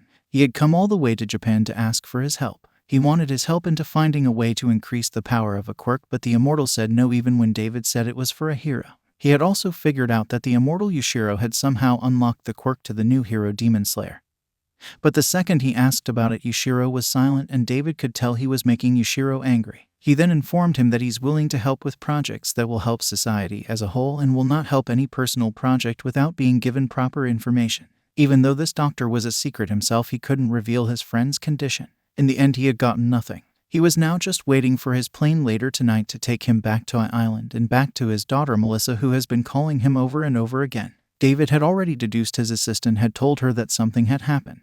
There goes his phone again. Time to finally tell her he failed and would be on his way home. He picked up the phone without looking at it. Hello, Melissa, I'm sore. This isn't Melissa. David immediately shot out of the bed. Mr. Yushiro. Hello, Mr. Shield, said Yushiro. What? Why are you calling me? As you know, I don't get involved with projects when there are secrets involved, but I need help. To be more precise, I need some special medical equipment to help a friend. So in turn helping me with my problem, I will take a look at your quirk project and your patience. Really, you're willing to help?" said David, a little bit in disbelief. "Wait, patience? Yes, you are trying to make a quirk enhancement device for a hero who's injured, right? I already have an idea who it is, but I won't push. Just have their medical records with you when we meet again. You can redact their names if you want. As for the second one, you'll need to either bring them with you. When you began asking me how I unlocked Izuku's quirk, that was for someone else, wasn't it? Someone who's having problems with their quirk, correct?" "Oh yes, the quirk enhancement device is for a hero, and the questions about the boy's quirk was for someone who has problems with their quirk."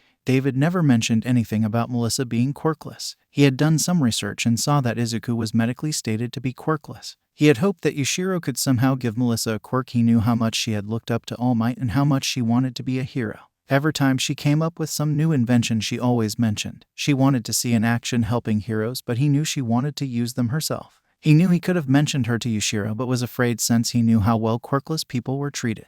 He didn't know how well someone who was immortal would take helping a quirkless person. That was like asking a god to help a peasant. Little did David know Yushiro would have helped. He's a nice guy. Very well, then it looks like we have a deal. I'll be emailing you a list of items we are going to need. It isn't much, but I do need these quite soon, so do you think you can return exactly a week from now? He would have to change a few meetings, but if this could help his friend, his daughter, he would make it work. Yes, I can make that work. Good, I'll inform all the necessary contacts on my end. I'll see you in a week. Wait, before you go, I have a question about quirkless people. There's no such thing as a quirkless person. Well, at least not for anyone younger than 50. It may be weak, but everyone should have a quirk now. Izuku Midoriya is proof of that, said Yushiro, hoping David would buy it. Damn it, I had forgotten that, thought Yushiro. Nana mentioned her successor was quirkless. Did All Might tell him about One for All? David was his first sidekick, so maybe. He seems desperate to help his friend, as if he's about to do something rash. David stood there as silent tears fell from his face, as Yushiro's words filled him with hope for his daughter. David always felt he had failed his daughter when they found out she was quirkless. It had eaten him up on the inside every time he saw her looking on the computer at Heroes. If he couldn't help her, then the next best thing was to find someone who can.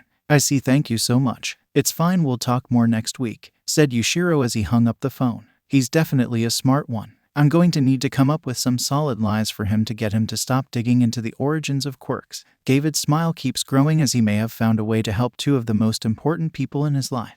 Then his phone rang again. "Hello, Mr. Yushiro, did you forget something?" "Mr. Yushiro?" "No, Dad, it's me, Melissa. Are you okay? Your assistant said you were down. Did the meeting go that bad?" "Melissa: Yes, the meeting didn't go so well at first, but he just called and changed his mind." "Really? That's great, Dad. So are you two on your way back to Island?" "No, not exactly. In fact, in a week you and I will be visiting him here in Japan." "What? Oh, I see. Thank you, Lockrock, and congratulations on the child," said Sir Night-Eye as he hung up the phone exhausted. "Is everything all right, sir?" asked his very enthusiastic intern Mirio. Both of his sidekicks were also wondering what was going on. Ever since this morning, Sir Night-Eye had been on the phone calling hero agencies all over the country. He was so busy that everyone else had become non-existent. He hadn't realized that he ran out of tea 2 hours ago. He had been sipping an empty cup for a while now. Night-Eye sighed as he collected his thoughts. "I've been calling heroes across the nation regarding the sudden intervention of the military special forces. 3 days ago they began immediate raids on the Yakuza hideouts we and some other heroes have been following. Something just doesn't seem right about any of this," he said as he began to rub his forehead. "I'm guessing I'm missing something here, because to me that sounds like a good thing. You need to see the bigger picture, Mirio." "Bubble Girl, Senate Piter, did we get any message from any kind of official about this or even another hero agency?" "No, sir, we've checked every hour today and yesterday and nothing. The military moved suddenly in several populated areas without notifying a single hero and without any official word from anybody. They break too many rules to count, and as far as we know they didn't deserve this level of retaliation." "What incidents happened with the Yakuza 3 to 5 days ago?" Bubble Girl quickly went through the computer. "Nothing from any official hero agencies, but it seems that the Demon Slayer kid got into a fight with a small group of them, saving a child." Demon Slayer. Night-Eye had been trying to figure the boy out for months. He was wrapped up in mysterious, and the official reaction made it even more strange. Did he have something to do with what was going on? Night-Eye began to get lost in thoughts as he stared at one of his various All Might posters. "Sir, Mirio, if at any time you wish to switch internships, I'll help find someone to take you in." "Wait, what?" Bubble Girl, Centipider. The same can also go for you if at any point I cross a line that you feel uncomfortable with. Say the word and you can leave the agency. Right now the government is acting strange and somehow Demon Slayer is involved. If the government keeps withholding information and keeps us in the dark, I may be forced to start doing things off the books. This left the three in a bit of shock. Centipider recovered first. Sir, do you really think that is necessary? Yes, if things continue this way, but for now we will wait and keep an eye on Demon Slayer. Though for now I think it's time for me to reconnect with an old friend. Takuya Tenshu had been a cab driver for years and has seen several things in his years as a cab driver, but nothing made him more nervous than his current passenger in the back of his cab. It was a girl in what he assumed was in middle school, wearing a white bandana on her head covering her long dark hair, in hunting gear from the 19th century. In today's society, that wouldn't be too weird, maybe a reenactor or maybe a hero in training, but what was really making him nervous was that she was cleaning a rifle right in the back of his cab. How in the world did this kid get a gun? What should I do? It looks like an old rifle used in hunting. I have heard of people who use old flintlock rifles for hunting, so would this be grounds for me to call the cops, or is it just an antique? Well, here goes nothing. So miss, if you don't mind me asking, where exactly you headed? I'm heading to a mountain to do some hunting, she said without taking her eyes off of her rifle. Mountain? Miss, this address you gave me is nowhere near any mountain, said Taku. All he saw was nothing but fields along the highway they were currently driving on.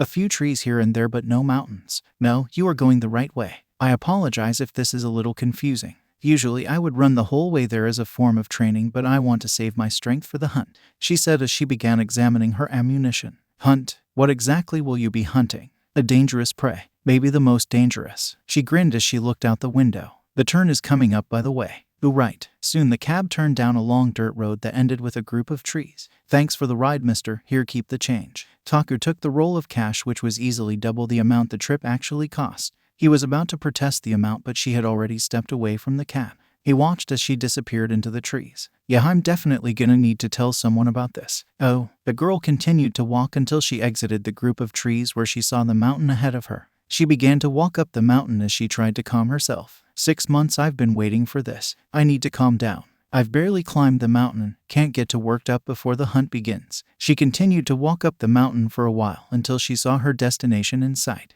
Mr. Yushiro's estate. She was about to enter when she heard something from behind her. On instinct, she hid herself behind a tree as she peered around it. She saw a girl around her age with a blonde hair and a ponytail, in jogging attire. The blonde ran around the side path to the other side of the estate. Who's she? I don't remember a foreigner staying here. She followed her to the other side to see someone else she didn't know. Come on, Melissa, you can do it. You're almost there, cheered a little girl in a pink hiyori. She had white hair and a small horn on her head. Melissa, breathing hard, tried to make a strong finish as she made it back to the starting line. She pushed herself to stay running as she passed the lap robot at the end of the path. AZZT running track completed. Melissa almost keeled over right then as she tried to catch her breath. Thanks, Iri, taking the water bottle from her. Taking a long drink. AHHH. How does Izuku do this? He makes this look so easy, she said, clearly exhausted from her run. Even though she has progressed by leaps and bounds, it was still quite tough and threw her out of her comfort zone. She was determined to keep going. He's been doing this for a while, but you were able to shatter your previous record. Dad. Hey, sweetie, said David Shield, hugging his daughter. How have you been? Great, Dad, but what are you doing here? Not that I'm not happy to see you. Can't a father check up on his daughter? Well, of course, but you were here not too long ago. Melissa smirked. Yushiro, it's been almost 2 months since he dropped you off here. What, really? It hasn't felt that long. Time flies when you're busy. This reminded her when she first met them. Oh, David and Melissa arrived and were led into the living room by Tomo, where she saw Yushiro at a small table reading some papers. David, good to see you again. David gave a small bow. Yes, it's good to see you too. I am happy to hear that you reconsidered what we discussed early, he said as he took a seat. Melissa followed her father's lead and took a seat, getting more and more confused why her father treated a kid who looked no older than her with such respect. Was he a genius or something?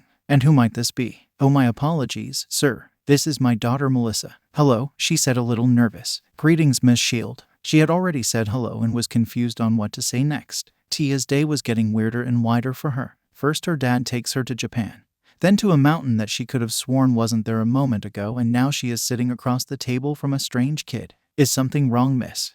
Oh no, just wondering when Mr. Yushiro is gonna get here. This made her on the receiving end of 2 very confused stares. Did I say something weird? Maybe I should break the ice. Suo, what's it like to be Mr. Yushiro's assistant? Yushiro then gave David a deadpan stare. David scratched his cheek a little out of embarrassment. I may have forgotten to mention a few things to my daughter. Yushiro let out a sigh. I guess I haven't introduced myself yet. I'm Yushiro. What? But Dad said Yushiro was a world-renowned doctor and scientist. You're my age, Melissa. I know it may be hard to believe, but Mr. Yushiro here is immortal. Melissa's eyes nearly popped out in surprise. You're immortal? No, well, somewhat. I can die, but it will take a lot to kill me. As for my background, my quirk is regeneration. Because of that, I have nearly 200 years of medical and scientific knowledge, and before you ask, I'm 223 years old. 223, she yelled in shock, before calming herself down. No way. I'm sorry, but there's no way. I've spent years studying the first cases of quirks and all scientists related to the research, and I've never heard of you or your quirk. I guess a demonstration is needed. Tomo, board please. Tomo then came through the door with a board and plastic trash bag. She set the trash bag down in front of him and the board on top, then put a knife on the board. Melissa was confused, but her father connected the dots first. Wait, you're not gonna do what I think you're gonna do, are you? Before Melissa could ask what her father meant, Yushiro lifted the knife in the air and in one fluid motion severed his free hand. Melissa yelled in horror as she saw his severed hand on the board, though her horror soon turned into shock and then into intrigue as she saw Yushiro's hand grow back in a matter of seconds. You're like a starfish. Starfish? That's a new one. So you have been alive for hundreds of years and you're a scientist to boot, said Melissa. Then why are you here? Why haven't I heard of you? Your quirk alone is groundbreaking research, Melissa, said David, raising his voice. I'm sorry, Mr. Yushiro. The reason I didn't tell my daughter much was because I know how personal it is for you. It's fine, said Yushiro, cleaning up his old hand, giving it to Tomo to be properly disposed. Though maybe it's time I returned to society. You see, Melissa, things were different back all those years ago. I went into hiding for the safety of myself and for others around me, and in hopes of helping the world from the background. In doing so, I have acquired knowledge that most people don't have, and said knowledge can help fix your problems. Problems? What problems? To heal All Might, of course. David too was also a little surprised, but didn't really show it. So you knew then? It wasn't that hard to figure out. He has been slowing down a lot and he only works about 3 hours a day now. Honestly, if you would have just told me who it was for, we could have figured something out a week ago. Wait. Hold up, what's wrong with Uncle All Might? There was silence as David tried to think of what to tell his daughter about All Might's condition. This is when Yushiro decided it was best to be honest. All Might currently has a hole in his side. After a fight with a powerful villain, he lost half of his stomach, a bit of his spleen, and most other internal organs were shredded, he said as he handed her All Might's medical papers that David sent him. She quickly glanced at them. Daddy, she said in a quiet voice. David gave his daughter a quick hug. Don't worry. With Mr. Yushiro's help, we'll have All Might back on his feet, better than ever. Comforting his daughter. No. David and Melissa turned to Yushiro. What? I said no. What? But you said you would help him, yelled David, borderline hysterical. We need him. Do you have any idea what would happen if we lost him? We need him back at full strength. I already have support gear for him. Please just heal him and make him better. Sure. David brain froze, not understanding where this was going at all. Melissa wasn't faring any better, but she was less frozen than her father. I don't get it. I'm fully willing to help All Might fix up his body, but that is not what I'm saying no to. Then what? Yushiro grabbed his tablet and put it on the table, showing David's quirk-enhancing device. I won't help if you want to tamper with his quirk, said Yushiro. Melissa looked over the tablet, studying the device while David was about to protest, but Yushiro beat him to it. Let me guess, he's the symbol of peace, the #1 hero in the world. And you're gonna go on how we need him at full strength? Then let me ask you this simple question. What happens after he's dead? This stopped David in his tracks. He was already coming up with his arguments in his head to Yushiro's response, though nothing he had was good. He's my best friend. He has helped so many people. I just can't imagine the world without my friend, he somberly said. It's a sad fact of life, but one day he will be gone, and when that happens, the world needs to be ready. That's what I'm trying to prepare for. That's why we should be looking towards the next generation. I'm still willing to help him heal his body. That alone should double the time he has for hero work. Really? Yes, I promise. I will help him if he accepts. Though I would like to talk to him first. Thank you, he said with a bow that Melissa followed. Just promise me no more of this quirk enhancement business. I've seen it done before and it didn't end well. David reluctantly nodded. Now who is your other patient? Did you bring them with you? This perked David up. He had waited for this. Yes, the other patient is my daughter Melissa.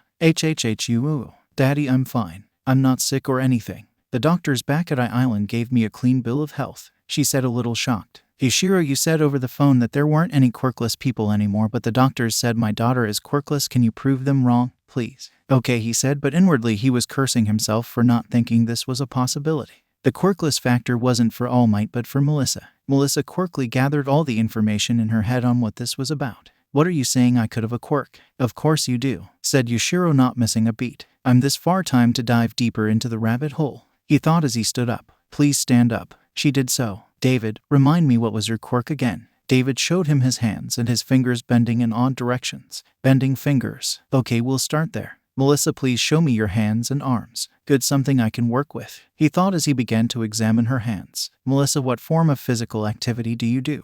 Not much. The most I do is a bit of lifting when I carry junk or use one of my inventions. With that information, Yushiro began moving her right arm while also measuring her pulse. If this is a medical checkup, shouldn't we do this in a doctor's office or something? Getting a little embarrassed. We do have a medical office here, but going there now would be pointless. I already got a good idea of your quirk. What, that quickly? Yelled both shields in shock. We're home, yelled Izuku, getting their attention.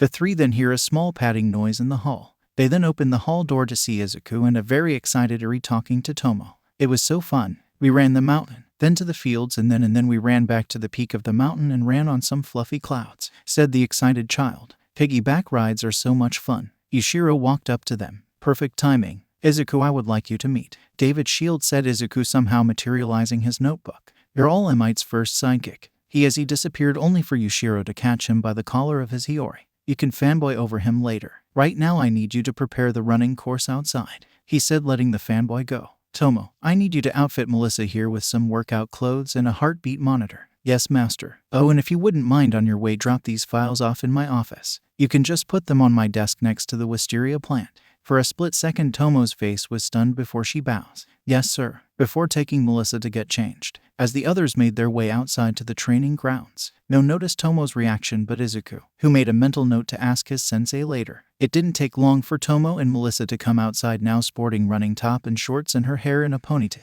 Okay, so what do you want me to do now? Asked Melissa. I want you to play tag with Izuku. All of them stood there as if they were stone. Huh, tag, that's a game, right? Asked Eri. Can I play? Not this time, Eri, smirked Yushiro as he patted her head. This game is for Izuku and Melissa. And Izuku, I don't want you going easy at all. Melissa, this will be the toughest workout yet. So without further ado, begin. Melissa was shocked by the suddenness of the situation and didn't move until Izuku poked her in the head. Hey, she complained as she tried to quickly grab him, only for him to jump several meters away within a second. Without hesitation, she chased after him. She tried several times to get close to him but could never reach him. This went on for several minutes, with Melissa doing nothing but tiring herself out. David was getting worried. Izuku began to see some change in Melissa. Same with Tomo, who expected it, along with Yushiro, who was ready to move to the stage, and Eri, who was wondering what's for dinner. Tomo, begin stage, the next stage, said Yushiro. Okay, she said as a small weight disc appears in one hand and small coin in the other hand. She raised the coin in the air as it began to glow. As the coin glowed, the ground beneath Melissa began to move. In the span of seconds, a small mountain raised below Melissa. She had no chance to react as she fell down the new mountain. The most she could hear were her father's cries, but something inside her knew what to do. She used her legs and jumped off the side of the mountain and did a double backflip before making a 10-point landing. How did I? Yep, she said as Izuku crashed in front of her as he tried to catch her. Yushiro took the weight from Tomo. Melissa, think fast, as he threw the weight right at her. Without even thinking, she caught it with ease. That alone left her stunned, but when she opened her hands, she was left speechless. She had somehow bent the disc. For a moment she thought the disc was fake, but she had been working with metals for too long and could tell it was very real. Her father ran to her to make sure she was okay. Melissa, are you okay? Yeah, Dad, I'm fine. Look what I did. Showing the disc. How? He said, looking at the disc before turning to Yushiro, yelling. How did you know she was going to be okay? What if she fell? May I see the weight, he asked, and Melissa silently gave him the weight before dropping right where Melissa would have fallen, only for it to bounce like a bouncy ball. Come now, she wasn't in any danger. Whenever we do something like this, I have Tomo change the ground so if anyone falls they won't get hurt. David was going to continue but was interrupted by Melissa. How did you know I had a physical quirk, or even a quirk in general? When I've been studying quirks for hundreds of years and come to the conclusion that everyone below the age of 50 or at the least 30 must have a quirk. 2. When I was examining your hands and arms, they felt more like the hands of a gymnast than one of an inventor. Also, your ligaments didn't feel normal, or I should say now the average that other people have. And before I get to the third, I would like everyone here to check their heart. A bit confused, everyone slowly put their hands on their chest. Except for Melissa. Without thinking, she put her hand on her wrist, checking her pulse. Huh, what? You want us to check our heartbeats, right? The best way is to check our pulse, right? Yushiro slowly took her hands. Melissa, I hate to tell you this, but you can't feel your heart. Huh, what are you talking about? She said, a little worried. I can feel your pulse right now through your hands. Can you feel the beating of your own heart in your chest right now? She couldn't. She stood there silent for a moment trying to feel it without using her hands, but she couldn't. You just ran more than you ever had before in your life. Even though you're catching your breath right now, your heart should be beating hard enough for you to feel it. You can't. She slowly shook her head. No, but why? Yushiro let go of her hands as he put his hands on Izuku's shoulders. The third reason was when I met Izuku he was told he was quirkless. But I knew he wasn't because I had to operate on his lungs. I knew that couldn't be true. That added with my calculations of quirk progression and the fact that quirk to quirkless ratio has plateaued. It led me to a theory and discovery of what I believe to be a new gene in all of us that make us unable to feel the part of our body that our quirk affects. In Izuku's case it was his lungs, in your case it was your heart. So the reason I didn't know I had a quirk was because I couldn't feel my heart. How come I didn't notice it before? How can anyone notice it? When you get medical checkups, doctors use a stethoscope to hear your heartbeat. When a teacher wants to show the class, they show you your pulse because your heart beats too quietly when you're not doing any physical activity. Your quirk seems to activate depending on your heart rate and blood pressure, which while hard is hard but not impossible to control, but even then you can't feel it. So unless someone had a quirk that could tell them or was physically checking for it, no one would know, not even you. But my toe joint. Oh, don't even get me started on that stupid joint exam, said Yushiro with annoyance. Several people with quirks have several joints in their toes. Honestly, it's the laziest way for a doctor to tell whether or not if someone has a quirk. It doesn't even work, and we have 2 people right here as proof of that. If it was up to me, every doctor who uses that test would have their medical license stripped from them. While Yushiro was fuming about current medical practices, the Shields were celebrating. David was so happy Melissa could have sworn he broke her back. But at the moment she was too happy to care. I got a quirk. I have a quirk. She kept crying into her father's chest. Yes, you do. Now you can finally follow your dreams. Thanks, Dad. I promise I'll become a hero. One the greatest in the world. I'll help you every step of the way. I'll call the gym back at I-Island and we can get you started, and maybe All Might can help you get into UA. No, said Yushiro, interrupting the touching scene, getting everyone's attention. Oh, for the love of, said David, getting really sick and tired of him saying no. What is it this time? Let me rephrase that. No, that doesn't sit right with me. You see, the reason I didn't let Izuku go back home, right, was 1, he was in no condition to go back. 2, I'm still considered a global government secret, which doesn't really apply to you, but 3, we don't know the extent of her quirk that directly affects her heart. Like Izuku, his abilities affect his lungs, which in both cases can be a real medical issue. Not enough to stop them from becoming heroes if they train with them. So with your permission, I would like her to stay here so I can keep an eye on her, to make sure nothing bad happens, and I can guarantee with my training I can have her ready for the UA exam in 5 months. And if it bothers you so much, you can stay here as well. We got plenty of room with state-of-the-art equipment to keep up with your work if you want. The father and daughter looked at each other, not really sure what to do. We may have to think about it. Yushiro nodded in understanding. Well, while you think about it, how about we go inside for some dinner, said Tomo. Some of us haven't had anything to eat in a while. As 2 mighty growls come from Izuku and Yuri's stomachs, they all laughed as they went back inside to eat. Over the course of the meal, Melissa convinced her dad to let her stay so that she could train and become the hero she always wanted to be, while the other residents of the house had a conversation of their own. So you just messed with her heart, said Izuku, wrapping his head around what had happened. Tomo simply nodded. So when Sensei asked you to put the files next to the wisteria plant, that was code to somehow alter someone's heart. No, we keep a spare phone next to the wisteria plant that I texted instructions to while you guys weren't looking, said Yushiro. As for the whole mess with her heart bit, I'm sure you can guess that one. Tomo's quirk, right? They both nodded. Okay, I get that part, but what about the whole quirkless people don't exist thing that you said? Some of that is true. Doctors do need to look deeper for people's quirks, and I already have a few ideas how to fix that. In the meantime, we need to start getting our lies straight, cause all of this has shown me is that sooner or later we all are going to have to start walking in the line. So we're not going to tell them anything. Some half-truths here and there, but for the most part, no. I was willing to tell you and Yuri everything because my old friends brought you to me. To be honest, I'm sure you already figured out I haven't exactly told you everything just yet. Yeah, I kinda guessed. Knowledge is a powerful thing. We need to be careful on how much we let others know about it. So I'm open to suggestions. Oh, incredible, Melissa, said David. In 2 months your stats have already exceeded those of candidates to UA who had years of training. Honestly, I didn't think you could grow this much in such a short amount of time. Melissa, glowing with pride and blushing a little bit out of embarrassment. Anja's dad, thanks, but the credit goes to Sensei Yushiro. If it wasn't for him, I don't think I could get this strong. While I won't deny my 100 years of experience did help teaching you, said Yushiro, drinking his tea as he, David, Melissa, Tomo, and Yuri were drinking tea on the porch. But the years of teaching have taught me that students grow as fast as they are willing to learn.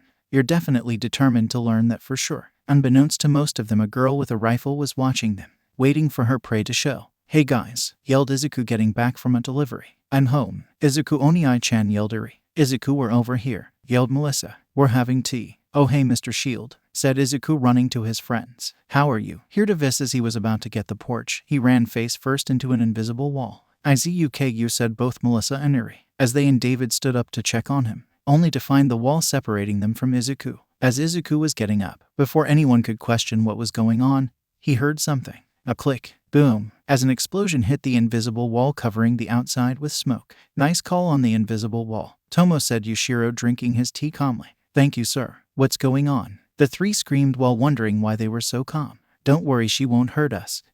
Outside the wall, the smoke was clearing, revealing Izuku coughing slowly, getting up from the surprise attack. "Wait, that attack. I know that attack." Well, said a voice. They turned to see a girl with a rifle over shoulder standing on a rock. "Long time no see, Izuku Midoriya.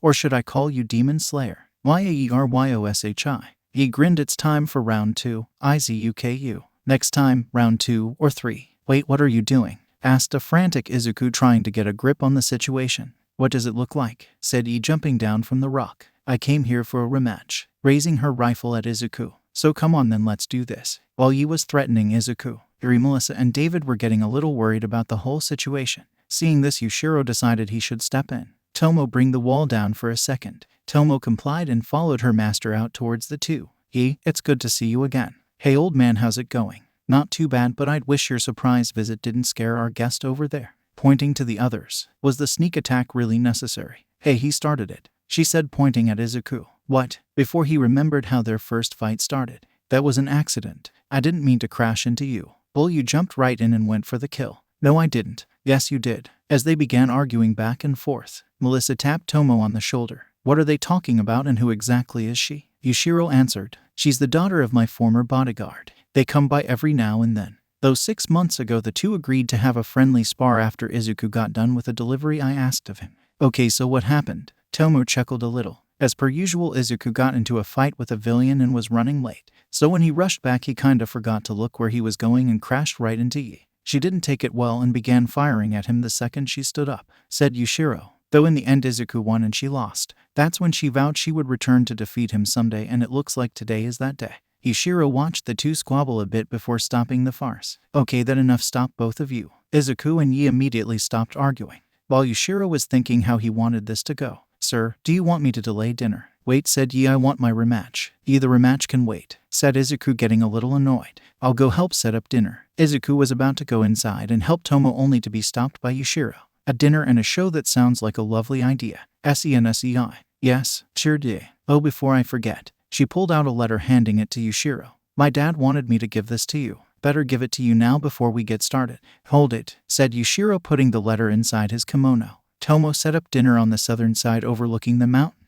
You two can fight on the lower side where we can watch. It's flatter with fewer trees to get in your way, and you will begin fighting at the sound of the gong." Agreed. Izuku sighed a little. Agreed. Oh, it didn't take long for Tomo to set up dinner. Everyone was eagerly waiting for the fight to get started. Melissa and Eri were slightly worried. Tomo and Yushiro weren't worried at all, though Yushiro did make sure if that things got too out of hand that Tomo would put an end to it. David, though, was curious. "So Mr. Yushiro, how good is Yi in a fight?" "Well, last time I saw her she was already at a pro hero level. Though last time her and Izuku fought it was clearly one-sided, with Izuku beating her without really trying." "So do you think he's going to win?" "Without a doubt," said Tomo, putting the food down. "Izuku has been fighting real villains. I hate to say it, but Yi doesn't really stand a chance. This should be over quickly." "I'm not so sure," said Yushiro, looking at the two ready to fight. "Yi is different now. What happened to her?" he thought as both fighters got ready down below. "Looks like both of them are ready to fight. Might as well get this started." As he walked to the edge of the hill. "Are you two ready?" "Yes, sensei," said Izuku, hand on his sword. "You know it, old man," said Yi, loading her rifle. "All right then, on the sound of the gong you may begin. The fight will end if either one of you is knocked out or is unable to continue or surrender." As he walked back towards the gong. "Hey yeah, no hard feelings when this is over," said Izuku, ready to get this over quickly. "Just you wait. I'll show you what I can do." Trying to keep her emotions in check, Yushiro was about to hit the gong when Eri asked if she could do it. Yushiro gave the mallet to the little girl, who carefully gave the gong a good hit. Ji-uong. The second she heard the gong, Yi fired 6 rapid shots at Izuku. Izuku carefully looked at them before deflecting them. Strange, none of them look like explosion rounds. That's what she opened with last time, he thought as he dashed forward at Yi, who launched another barrage at Izuku. Izuku quickly deflected and dodged them. He was about to use the breath of lightning to close the gap before a bullet grazed him from the side. He quickly turned to see more bullets coming at him. They're curving, as he dodged again. She's curving the bullets, said Melissa as they saw Yi fire at different angles and for the bullets in mid-air change directions and attack Izuku at different angles. Wow, she has improved. Last time she wasn't able to curve the bullets that well, said Yushiro. It's going to take more than that to beat Izuku, said Tomo. Izuku was having enough of this and made a dash at Yi once he saw an opening, and as expected she aimed her rifle right at him and fired several shots. Izuku got ready to deflect the bullets, though as his sword made contact with the bullets they turned into liquid metal before hardening around his blade.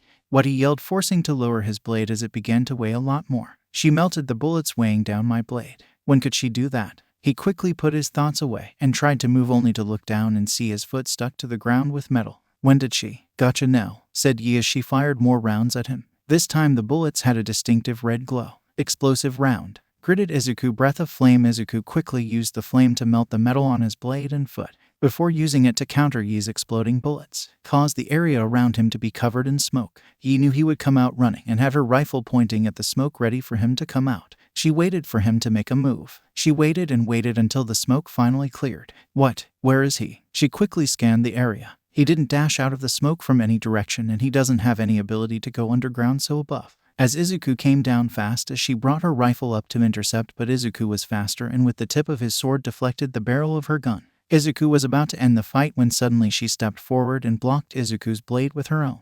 What the? Said Izuku as he looked at Yi's gun, which she was using to clash and lock with Izuku's sword. It now had a blade on the bottom of the barrel that turned it into a gun blade.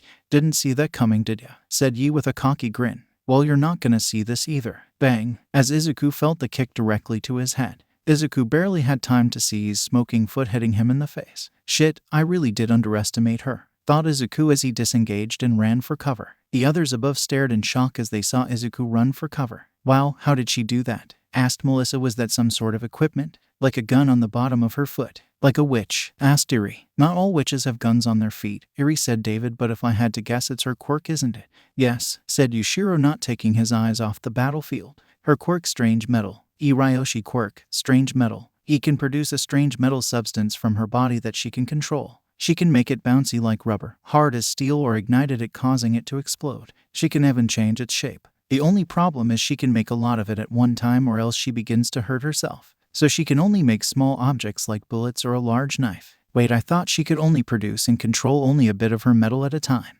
Asked Tomo. How was she able to make a large blade? It most likely isn't a full blade, said Yushiro. Most likely she simply used the same amount she would a knife and restructured it so it could hold an attack or two from Izuku. It would probably break with too many hits. Yushiro's guess was spot on as he examined her gun blade. Damn, already chipping after a single attack. Looks like I can't fight him close range with this, she thought as she melted the metal back to the bottom of her gun. Well, looks like it's time to turn things up a notch, she said as she reached behind her to the back of her jacket. Hey Izuku, you ready? It's time to end the warm-up. Izuku peered behind the tree to see Yi holding up several gun barrels in one hand.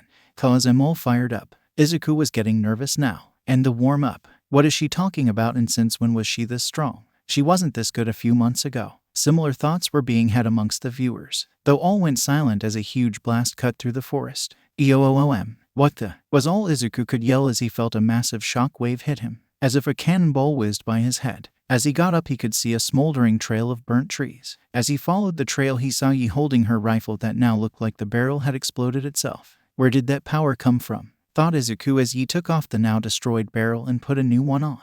What the hell was that? Asked Tomo, now very scared for Izuku. Did she switch guns? No, Tomo, that was her quirk, said Yushiro. Those barrels must be coated on the inside with strange metal, boosting the bullet's power, though the barrels can't contain the power and break with a single shot. Hence the other barrels she has. The others had a few questions or concerns, but another huge blast broke them out of their thoughts. Damn, he's dodging it better than I was expecting. Maybe this wasn't the best idea to open up with this so soon. And oh, get those thoughts out of your head, Yi, she thought to herself, trying to keep her head in the game. I'm not the same person I was 6 months ago, she said as she loaded the third barrel. I'll show them all what I can do. Izuku dodged the second blast, though he could tell the shock waves were doing enough damage to his internal organs. Okay, I need to make a move now, or else those shocks alone will do me in. he thought as he made his decision and charged. Breath of lightning. As Izuku flashed head-on, he hesitated for a second but fired a third blast right at Izuku. Izuku saw this coming and jumped right over the shot. He cursed as she ejected the now useless barrel and reached for another. Izuku was about to get, but she did something no one expected and threw her barrelless rifle at him. Izuku used his free hand to deflect the gun and used his sword to try to end this, but when he did, she used a barrel to deflect his blade and hit him in the shoulder with another. She's using her gun barrels as eskrima sticks, thought Izuku as he began a close combat bout with Yi as they traded blows. Neither was giving an inch. Izuku began using the breath of insects to get a few cuts in while Yi began to mix in some of her blast kicks at Izuku. Okay, enough is enough as Izuku used the breath of earth to send her back a few meters. As Yi recovered, she looked at the dents in her gun barrels. He was able to dent these. At some power as flowers began to appear from her hands and wrists. He instantly dropped her 2 gun barrels. The second she did, they were sent flying away in opposite directions. Izuku was right in front of her. She quickly unzipped her jacket, revealing a white tank top and rows of throwing knives on the inside of her jacket. She quickly threw several of them as they exploded in front of Izuku, creating a smoke screen. "No, I'm not backing away," said Izuku as he made a beeline in the direction of her discarded rifle, knowing that would be where she would be headed. He tried to counterattack and threw several knives at him and in his path. Though with Izuku's speed it was tedious at best, he was able to make it to the rifle. Okay, this is over. Izuku was cut off as a bullet hit his hand, causing him to almost lose his sword. "Always have a back plan, Izuku," said Yi, holding up a revolver in each hand. Izuku began to move as she began to fire. He tried to dodge when suddenly all the bullets she just fired began to ricochet on the rocks and trees. Izuku quickly tried to turn and avoid them all but was unable to. "Come on, Izuku, you can do better than that. What did a black cat cross your path?" Izuku was in pain now. Each metal that covered him felt like he was getting slapped by All Might. The metal made it hard for him to move and the shock waves from early made it hard to breathe, but most importantly he was getting angry. As he sent another volley of bullets, Izuku used the breath of wind to send several wind blades at Yi. He had no choice but to dodge the condensed wind and keep firing until both guns ran out of ammo. Izuku in a flash of lightning closed the gap but stopped when he saw what Yi did next. He quickly created more bullets in her cleavage and used her breasts to bounce them in the air. As she spun around, she caught, reloaded her guns. It took Izuku and several others to process what just happened. Did she just use her boobs to reload her gun?" asked Melissa, still not believing it. "I never thought I would see something like that," said David. "Have you ever seen?" He stopped as he noticed Yushiro pinching the bridge of his nose and Tomo completely livid. "Out of everyone she uses that blonde bimbo's technique." "Tomo, calm down, she's not a bimbo, she's just an idiot that loves hot springs way too much." "Who are you guys talking about?" asked Iri. "We'll tell you later. For now, let's see what happens next." They all looked down to see making Izuku dance with her dual revolvers, and with her unique reloading technique she wasn't running out of ammo anytime soon. Izuku had no choice but to use the breath of the serpent to get away. "That's twice now she forced him to retreat," said Tomo with her anger replaced with concern. "His skills with dual guns is remarkable," said Yushiro. "I haven't seen such skill in years, not since Two Hands sailed the seas."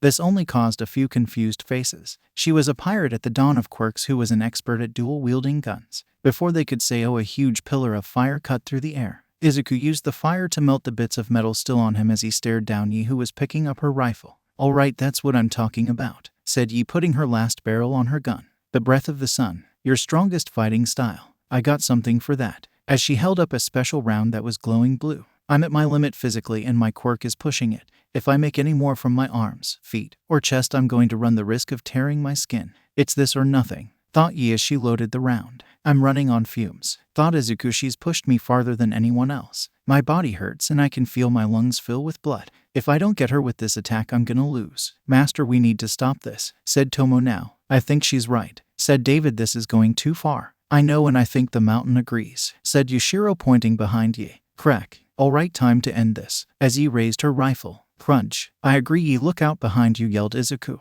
"Break. Really, Izuku?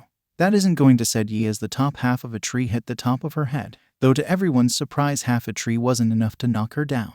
"No, this fight isn't over." As she finally collapsed to the ground, Izuku didn't know what to do but just stared at Yi's unconscious body. It just didn't seem real with how the fight was going. Izuku didn't move until Yushiro came up to him and lightly slapped his stomach, causing him to vomit blood. "Zuku," said the others as they joined him. "Don't worry, he's just fine," said Yushiro as he went to check up on Yi. "Izuku, are you all right?" asked Melissa. Izuku could only shake his head. "But you won," said Iri, hugging his leg. "No, he didn't," said Yushiro, pulling on Yi's jacket, causing several bullets and knives to fall out. She had several more tricks up her sleeves. They maybe weren't as powerful as what she was about to hit you with, but she had way more in the gas tank than you, and her lungs aren't filling up with blood. Izuku could only hang his head in shame. Also, during the close combat exchange, she scored more hits in, and she was able to hit you several times with her bullet, he said, walking up to Izuku. Though I guess we should have expected that after the superb performance she showed us, but the one thing I expected you to do was not to freeze the second you saw her chest bounce. Izuku's face instantly turned red from the memory. Well, how was I supposed to see that coming? It doesn't matter if you were expecting it or not. You shouldn't freeze just because you see a girl giggle a little, he said with a complete straight face. Izuku was still a little embarrassed about that part, but overall still hurt over his loss. Is he going to be okay? She'll be fine. For a normal person, I would say they would be out for a day, but for ye, I'd say about 3 hours. After that, you can continue where you left off or start round 3. That's for you guys to decide. But for now, Tomo, take Yi to a spare room and prepare the bean tea for her and Izuku. Tomo nodded before bending down to Yi, and in a flash both of them disappeared. Come now, Izuku. You still have dinner waiting for you. He nodded as he made his way back to the house. Will he be okay? Asked David, staying behind with Yushiro.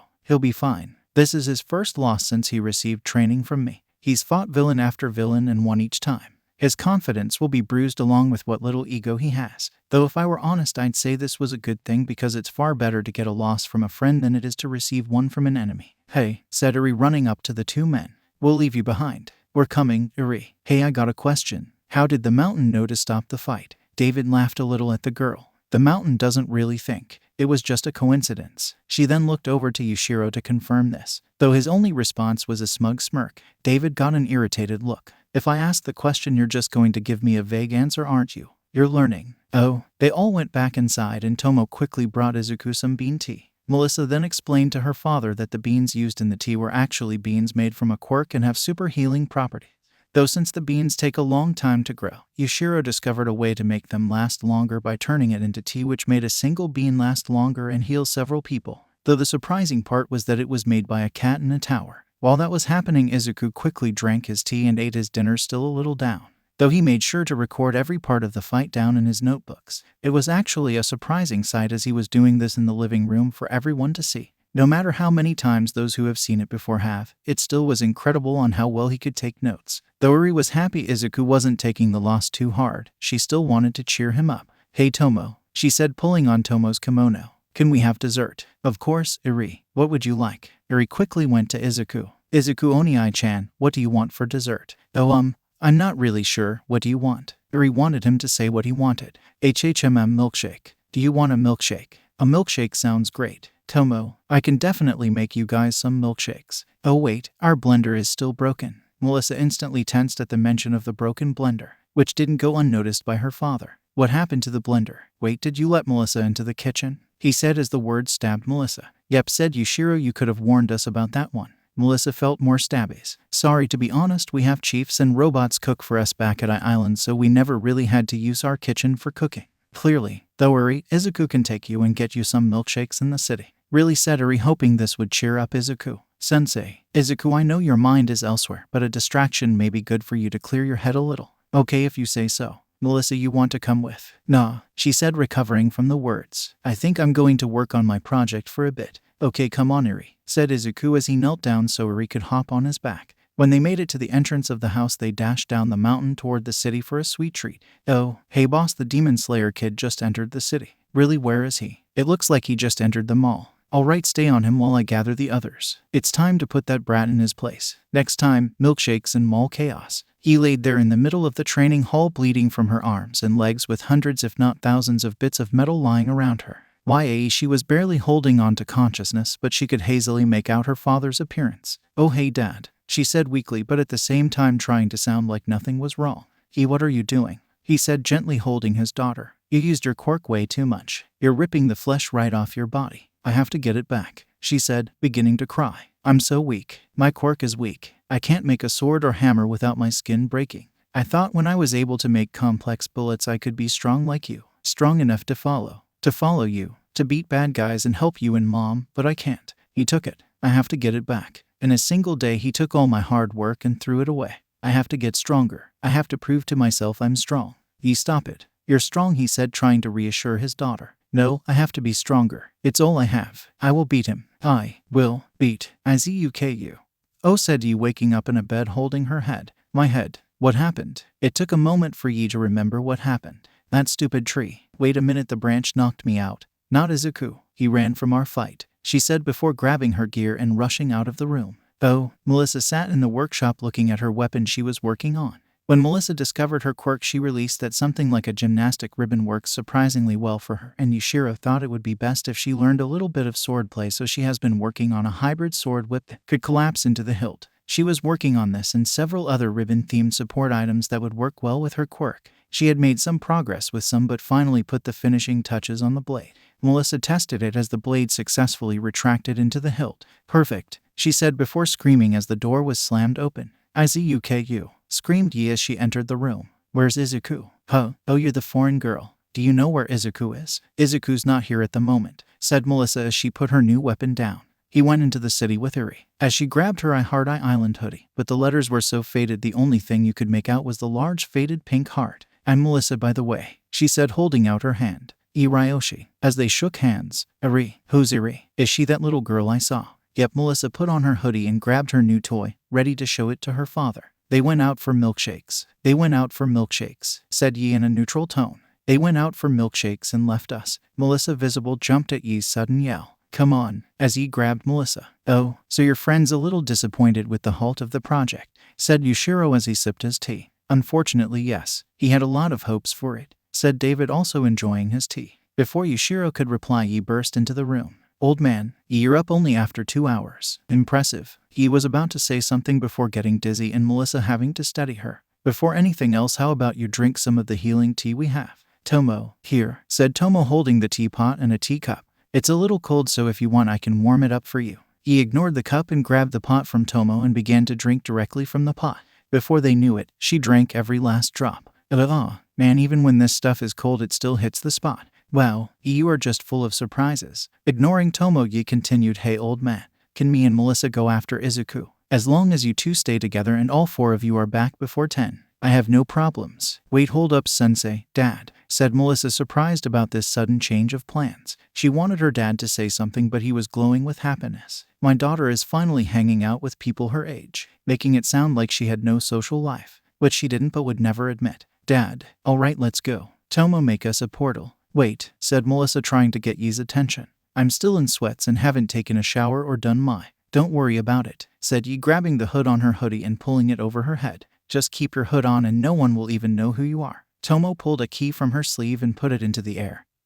And as if opening a lock, a portal appeared in the middle of the room. This will take you right outside the mall Izuku and Eri are at. The mall is within your guys' running distance, but if you need a pickup, don't hesitate to call. He didn't think twice and grabbed Melissa by the arm against her protests and jumped through the portal. I'm a little surprised how quickly you accepted Melissa to go out, said Yushiro as the portal closed behind the girls. She spent most of her time with scientists and hasn't had a chance to be a kid, said David. Besides, how much trouble can 4 kids get into? Yushiro and Tomo looked at each other before giving David a deadpan stare. You might regret saying that. Oh, calm down, you need to relax, said Ochako Uraraka to herself. The test is in 3 months, just sit down and enjoy your milkshake. As she made her way to a table in the middle of the mall, hoping her sweet snack would calm her down. She was getting more and more nervous about the UA test as the months went by. It was starting to get to her. She did even realize she bumped into someone. Oh, I'm sorry. It's okay, said Izuku, holding 2 milkshakes. Demon Slayer. Ochako couldn't believe it. She just bumped into the person everyone is talking about. Japan's youngest vigilante in recent years.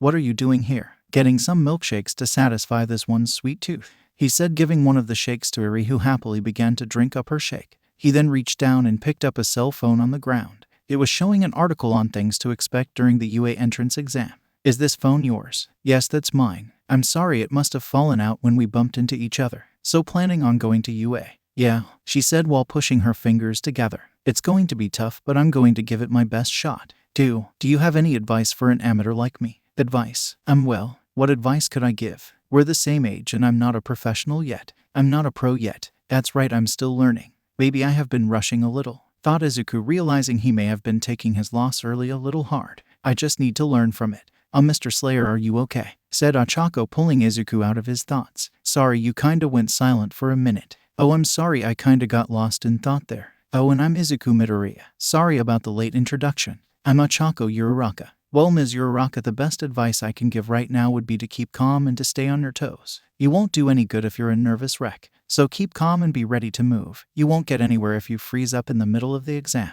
Okay, I'll give it a shot, said Ochako before something unexpected happened. He hugged her and for a moment her mind went blank before he pulled her out of the way as a chair came flying across the dining area. When Izuku let her go, she saw several big men walking towards them. Demon Slayer, we've been looking for you, said a man covered in metal. He had several goons flanking them. Some of them were still wearing prison jumpsuits. Aren't you that bank robber whose arm I broke? Said Izuku, looking at the growing crowd of criminals. What a minute, didn't I take several of you guys down? Yeah, you did, said a man with spikes coming out of his arms. A good friend gave us an early release so we can come down here and show you our appreciation. The man covered in metal stepped forward. So how about you sit there and let us? Hey, said Yi, coming and performing a flying kick to the man's face, sending the man flying. Hey, we ain't done with our fight. What are you doing here? Asked Izuku, more surprised at Yi being here than the criminals. You were knocked out. Shouldn't you be in bed or on your way home? I came here looking for you, said Yi, like it was the obvious thing to do. How was I supposed to leave with an ending to a fight like that? You just kick a man, said Melissa, catching up to her friends. What, you can't just kick a random person? Actually, that was a criminal that's here for revenge, clarified Izuku. And what are you doing here? I kinda got dragged here. Wait, these guys are criminals? Izuku nodded. Melissa began to quietly panic. I'm not ready for this, she said in a whisper. Wait a minute, said Yi, getting everyone's attention. All these guys here are criminals. Perfect. Receiving odd looks from everyone, even the stunned criminals. Time for round 3. The person who takes out the most criminals wins. What? Yelled Melissa. We're in the middle of a mall and there are already heroes nearby. We can get in a lot of trouble.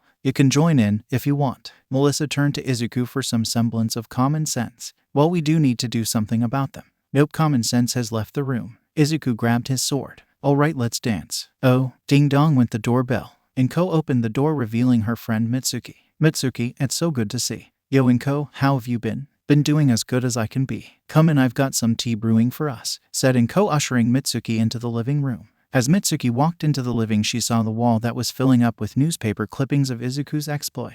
Mitsuki was happy to see Inko doing better or as good as can be in this odd situation. She could tell her friend has been suffering with the disappearance and reappearance of her child. Mitsuki herself felt guilty knowing her own child was responsible for the separation. Here you go, said Inko, giving a teacup to Mitsuki. So how's Katsuki been? He's been doing all right. He's actually become quiet nowadays. If he isn't studying, he's training. A lot. He's even been training with that Kirishima kid. Really? I didn't think they knew each other. Yep, about a month after that kid visited you, Katsuki tracked the kid down for an interrogation. After that, the next thing I know, the kid came by to train with Katsuki. That's good, Katsuki is making a new friend. After Izuku's disappearance, Katsuki had become a loner and not many people in his school would even talk to him. Inko's phone gave a quick beep. Oh, it's almost time for the news. Oh, come now, Inko. Izuku has gotten popular, but he isn't going to show up every night on the news. Inko tuned on the news. Demon Slayer and 2 unidentified teenage girls are currently taking on a horde of villains at the Lone Pine Mall. We take you now to the scene. What the TV showed could only really be described as chaos. Thank you, Deku. Things here are going crazy. A girl with a rifle is riding on a bull villain while firing what could be described as a liquid metal that is sticking these men to the wall. A hooded girl is somersaulting and tossing men twice her size and using some sort of ribbon sword to counter those with firearms. Look, she just did a double front flip on that guy. Wait, are those 3 over there floating? Crash, look, it's Demon Slayer, and did he just summon a water dragon? As the TV showed Izuku slamming a huge water dragon into a group of villains. Well, looks like I was wrong, said Mitsuki, watching the madness unfold. Yep, my little hero is out there saving the world, said Inko, on the verge of tears. I can't wait for him to come home. She might have been crying if the TV didn't recapture her attention. Hold it, all of you, right now, said the metal criminal, who was now sporting a huge black eye and currently holding a gun to a little girl in a pink Hiyori drinking a milkshake. The odd thing was the girl wasn't really paying him any attention. She was totally relaxed, even with a firearm pointed directly at her, as if this was nothing more than a stranger saying hello to her. Crap, it's the first one I kicked, said the rifle girl. I thought I put him out. Pointed her gun right at him and looked ready to fire before Izuku and hooded girl began waving their arms and making the throat-slashing movement as if warning him of something. Nobody move, or the man then swapped the girl's milkshake, spilling the contents all over the ground. This girl gets it. That's when the little girl screamed, "My milkshake." Oh, dear Master Yushiro, I'm sorry for not coming around more, but my work beckons me. You have done so much for my family. I hate to ask you of this, but I need your help. It's you. My beautiful daughter has grown up so quickly it's made me realize I may have failed in my duties as a parent. You were right. My work has brought me to every corner of the world, and even though it has put food on the table, it hasn't provided a stable home for my family. You warned me of this, and it is only now to see how right you are. My daughter has been robbed of her childhood and her view had become narrowed. She has spent her life following me in my jobs of hunting elusive criminals. She has only been shown the strength of pros and law enforcement alike, causing her to believe she has to be strong, and I fear it will bring her down a troubled path. It truly showed after her defeat at the hands of young Midoriya. It also showed what I believe she needs. She needs to be around children her age. She needs to see what life is like from a normal perspective, or as normal as a hero society can get. I've suggested hero school before, but she quickly rebuffed the idea. Though I believe a hero school would be best for her. Give her the right balance of a normal life and an adventurous one, with peers that she can connect with. So please, if you can find a way to convince her to give it a try. I think she will find what she is missing. Please help my daughter. Your humble servant and friend, Matazo Ryoshi. Yushiro was staring at the letter when David came back from the restroom. Is that the letter Yi gave you? Yep, said Yushiro, giving the letter to David, deeming it safe for him to read. Her father believes he failed his daughter. I think you can relate to that. David quickly read the letter. From the looks of it, his jobs makes him travel a lot. Yes, Yushiro nodded. I definitely can relate to something like that. With my job at I-Island and Melissa's incredible intelligence, I felt like she wasn't given the chance to be a child or even experience a life with another her age in a stable environment. It was common for scientists to come and go on I-Island, so it was hard for Melissa to keep any friends. Matazo Ryoshi. That name sounds familiar. I'm not surprised. Matazo is a bounty hunter of sorts. He's the guy they call in to hunt down dangerous and elusive criminals, but what he is best known for is capturing animals that have quirks and people who try to use them. Like those kids who were riding giant armored spiders in South America, or the reindeer near Super Train causing people to hallucinate, or I know the one you probably heard about, the giant red dog in the States. Oh, I remember that one. A dog turned giant overnight and ran after a truck full of doggy treats. That's the one. Didn't they make a TV show about the dog?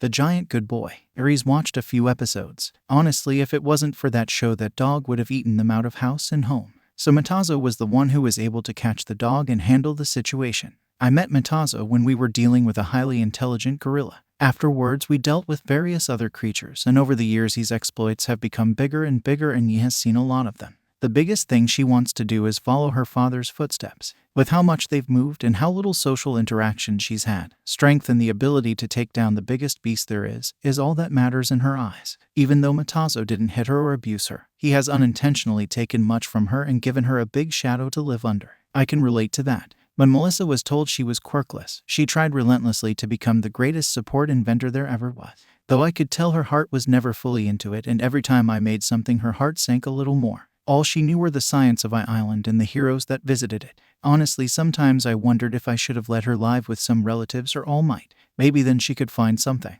Don't treat yourself so harshly. I've seen worse, and you're trying the best you can, and you want to do better. That put a smile on David's face. Same with Matazo. He just wants what's best for Yi, and I think he might be right, but she's boar-headed and convincing her might be a challenge. Scratch that, it will be a challenge, said Yushiro, imagining how that conversation will go. David thought it would be best to change the subject. Do you think Eri will be fine growing up here? Yasuhiro was caught off guard by the question. To be honest, I don't know. She's more than welcome to stay here after we are done with fixing her quirk, but if she wants to go somewhere else, I wouldn't mind making the arrangements. Really? You're not worried something would happen to her if she leaves? What if someone attacks her? She's more than capable of protecting herself if she gets in a fight. Does she have control of her quirk? No, though through her treatment an interesting side effect happened. When we started to fix her body and focused her quirk inward, her body began to condense her muscles in a way. What do you mean? You know how when muscles fibers tear and grow back stronger than what they were before? David nodded. Her quirk began to act strange when we began to operate. Her body began to rewind forward in a way. Her muscles, bones, and certain parts of her body that were destroyed by overhaul began to return and heal, or combine, if you will, with her body, like the muscles of someone who was working out.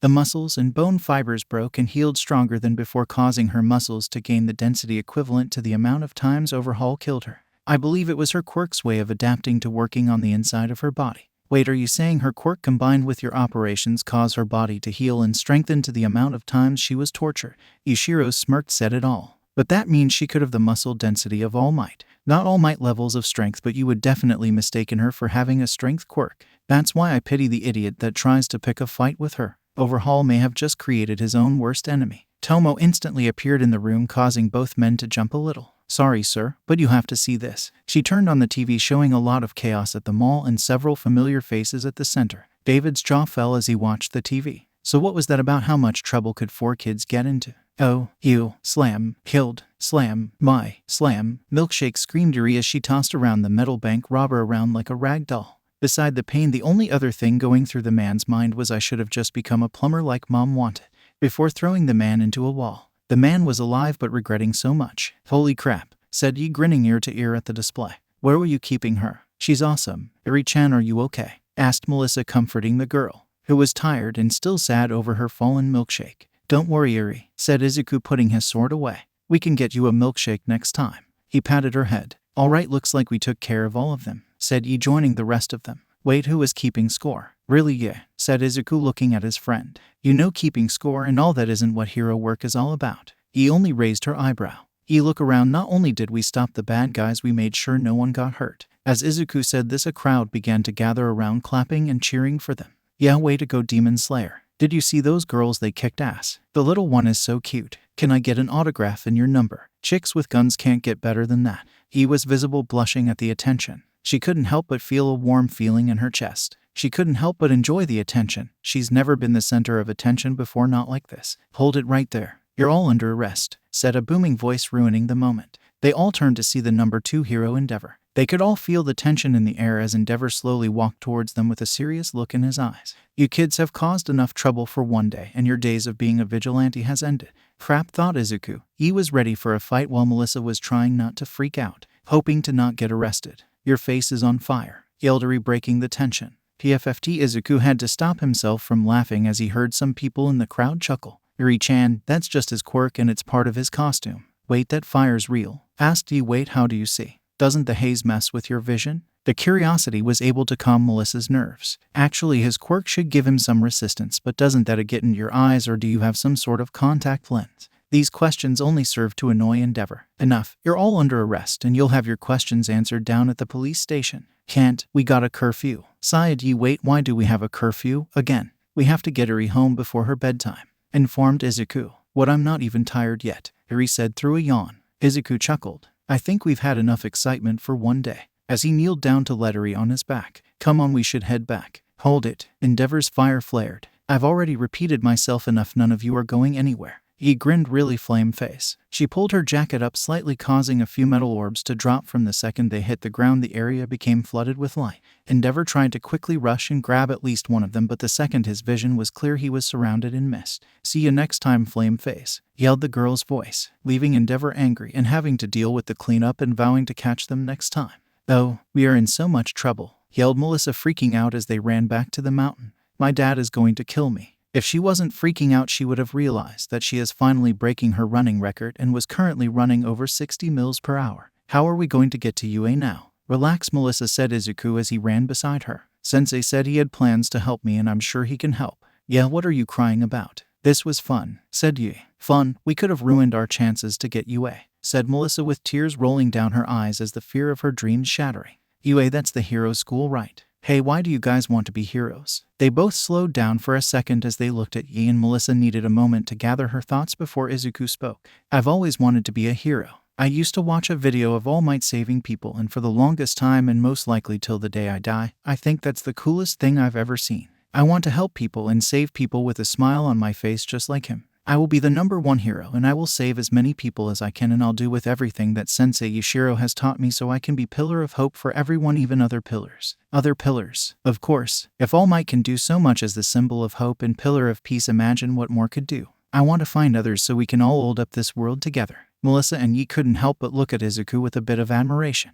Both of them have been around the world, and to have the desire to help all of it seemed impossible, but there was no doubt in his voice. He would do it. But to answer your question, I want to help people, plain and simple. He had one response. Cool. Oh, hey old man, said Yi, running into the living room, finding Yushiro reading some papers. Yeah, said Yushiro, heard you an eventful night. Is Izuku putting Yuri to bed? No, we ran into Tomo and she wants Yuri to take a bath, and Melissa is apologizing to her dad for some reason. I can hear them from here. When they weren't talking, they could clearly hear Melissa frantically apologizing to her father. She's still worried that her overbearing father may send her back to Island. Okay, now how to convince Yi to go to school. She's boar-headed and likes to fight. I should try to use that. I have something to talk to you about. Hey, can you send me to UA? Huh, I want to go to UA. I want to show people what a real hero looks like, and it will give me a chance to beat strong opponents like Izuku. So can you do it? Oh yeah, sure, I can do that for you. Alright, she said, pumping her fists into the air. So what did you want to talk about? Oh, forget about it. For now, let's call your father and tell him you want to go to UA, said Yushiro, a bit happy how easy this was. Let's just hope now she can get along with other students and doesn't kill them. He grinned. I can't wait to add more trophies to my wall. Yushiro felt the sweat drop on his head. This is going to need some work. Oh, hey, wake up. How, what happened? Asked Ragdoll, rubbing her eyes. You fell asleep at the computer again. You know there are better places to fall asleep than at the computer, said Pixie Bob. What were you even looking at anyway? What, are you serious? You're still looking into those urban myths about that missing mountain? You were supposed to put in the report about the hikers we saved. Ragdoll hung her head in embarrassment. I'm sorry. I'll do it right away. Don't bother. You can do it later. We have a guy downstairs. Another rescue mission. No, this is something different. So come on, we got a guy downstairs. How can you be so interested in those fake stories anyway? How do you know that it's fake? Who knows, there could be a missing mountain that has been lost for hundreds of years. Ragdoll, we have had satellite GPS for hundreds of years, okay? All the mountains around the world have been discovered. Your mountain doesn't exist now, come on, it's time for some real work, said Pixie Bob. Ragdoll pouted but followed her. Both Pixie Bob and Ragdoll made their way downstairs to see Mandalay, Tiger, and a cab driver looking at the TV. That's the girl I was telling you about. Both of them looked on the TV to see the newscast about a horde of villains attacking Demon Slayer at the mall. Said target was assisted by 2 teenage girls. The TV then showed the 3 easily taking on the group of villains and single-handedly doing it with ease. Hey, I'm sorry, did we miss something? Asked Pixie Bob. Mr. Utenshu, said Mandalay. Would you mind starting from the beginning so our friends here could get the whole story? Yes, of course, said the man. My name is Taku Utenshu. I'm a cab driver. Early this day, that girl on the TV, the one with the rifle, asked me to take her to an address in the middle of nowhere. It was really weird. All that was out there was fields, but the odd part and the reason I'm here was what happened on the way there. During the entire drive, she was cleaning her rifle and checking her ammunition. When she first brought it out, I thought I was gonna get robbed, but she just sat there and calmly kept cleaning her gun. When I finally got up the courage to ask what she was doing, she said that she was going to hunt someone in the mountains, but we were nowhere near any mountain. When I brought up the fact, she actually said she would usually just run to the mountain on foot, but she wanted to save her strength for the hunt. Shortly after that, I dropped her off on a dirt road near some tree, but the closest mountain was miles away. I told my boss about it over the radio, but he said the girl was just some crazy we should just forget about. So I brought out a map, and from the direction I saw her walk in, the mountains around here are her destination, so I came to see you guys cause you guys know these mountains better than anyone. The heroes waited patiently for him to finish, each forming their own thoughts and opinions on the situation. Clearly, though, she isn't on any mountain, said Tiger as he was looking at the TV. Did she mention anything else? Target, conditions, anything that we could use? No, to be honest, I was too scared to ask, said Taku. I never had anyone openly clean a gun in the back of my cab before. Well, she is definitely not a regular girl, said Ragdoll. Trained and looks like she's ready for a hunt. Even though her quirk couldn't work through screens, she has picked up on a few analytical tricks over the years. Yeah, but not much of a fashion sense, said Pixie Bob. That jacket looks kinda tacky, and it makes her look like she should be on top of a mountain somewhere. She is not a city girl. This prompted Mandalay to roll her eyes at her friend. Fashion sense aside, this raises a lot of questions, and I'm sure we aren't the only ones asking. Hey, your cab has a video camera that recorded the whole ride, right? Do you mind if we have a copy of it? Of course, go for it, said the driver. The company is more than happy to assist heroes any way we can. It's just a bit of paperwork. Oh, and I'm going to need a spare thumb drive to put the footage on. All right then, Tiger, get the paperwork ready. This has officially become part of an investigation. Pixie, go get us a thumb drive. And Ragdoll. Mandalay took a deep breath. I didn't want to get involved with this, but call up Night Eye and tell him we got something for him. Okay, said Ragdoll as each of them went to get their task done. Ragdoll, called Mandalay, causing her to stop after the others had left. Also tell him to save us some seats. We're going to that meeting. Woohoo, team up time. Next time, promised meeting. Ew, slam, killed, slam, my, slam, Milkshake screamed Eri as she tossed around the metal bank robber around like a rag doll. The clip ended with Eri tossing the robber. Play it again, said Overhaul as his eyes were glued to the computer screen. A voice-activated computer complied and replayed the video. As he was watching the video, the rest of the Yakuza were watching him. Hey Chrono, shouldn't we stop him or do something? Asked Mimic as they stared at their boss watching the same clip over and over again. Chrono didn't know how to respond to this situation. His was the first time he had ever seen him act like this. For years he had never known Overhaul to be so fixated on a video clip. Then again, all of them were quite surprised to see Eri on the news manhandling a man 10 times her size like he was some sort of stuffed animal. It actually made some of them nervous because they knew what she had been through and she was currently on the other side with very powerful friends. We just need to give him a moment. When we get the military off our backs and get the deals flowing, things will go back to normal. Mimic was a bit hesitant but nodded in agreement. If you ask me, I don't think that's healthy, said a voice right behind them. They both on instinct brought their weapons out and pointed it at the origin of the voice, which turned out to be a mass of black mist. Whoa, slow down, there were friends, remember, said Kirigiri, the ambassador and portal man of the League of Villains. I just came to grab you guys for the meeting. The members of the Yakuza lowered their weapons as they remembered that the latest meeting between the two groups was today. They've had an okay relationship with the League for a bit. The first few meetings were a bit rocky between Overhaul and their leader Shigaraki, though it looks like they are getting along a bit better. Somewhat. Now they could at least get through a meeting together without one of them firing off one of their quirks, though they mostly play nice out of respect for all for one. Though none of the Yakuza members could deny the benefits of working with them. They had more manpower and new places they could lie low for a while. Sorry about that, said Chrono, holtering his firearm. We are just going to need a minute too. Don't worry about it, Chrono, said Overhaul, shutting down the computer. We're ready to go. Grabbing a suitcase. Come on, let's get this meeting over with. Oh, when is this meeting going to get started? Said Endeavor in a demanding voice. Both he and Vernon were sitting and waiting for the meeting about the child vigilante problem to get started. Calm down, Endeavor, said Hawks, leaning back in his chair with his legs on the desk. This meeting is off the books with quite a few heroes in on it. It's going to take a bit for everyone to get here. Hey, I'm just surprised with all the heroes that are here in the first place, said Ryukyu, the dragon hero. I honestly didn't expect to see some high-ranking heroes here today. These vigilantes have been the talk of the town lately, said Manadle, sitting next to the other members of the Wild Pussycats, not to mention all the questions surrounding them. Actually, I have a question, said Tiger. Why are students here? This is a hero meeting and one that's technically not sanctioned. PFFD, the sound came from Vernon. My big question is why a team of second-rate heroes are here, said Vernon, antagonizing the Pussycats. This isn't a rescue mission. This did not go well with them. Pixabub got out of her chair fast. Hey, we're here because we got some important information. Information that can help us catch these kids. Yeah, so back off, said Ragdoll, backing up her friend while sticking her tongue out at Vernon. This got Endeavor's attention. Really? Well then hand it over. You're all wasting my time here. Whoa, let's all slow down here, said Fat Gum. I got some extra takoyaki if anyone wants some. As for your question, Tiger, these three are heroes. Each of them have a hero's license and they are brave enough to take the job. Mirio nodded from his seat with Bubble Girl and Centipider. We're ready to do what it takes. Yep, Nejire, I have so many questions for all of you, and Demon Slayer, ain't that right, Tamaki? Tamaki stayed silent, hanging his head too shy to say anything.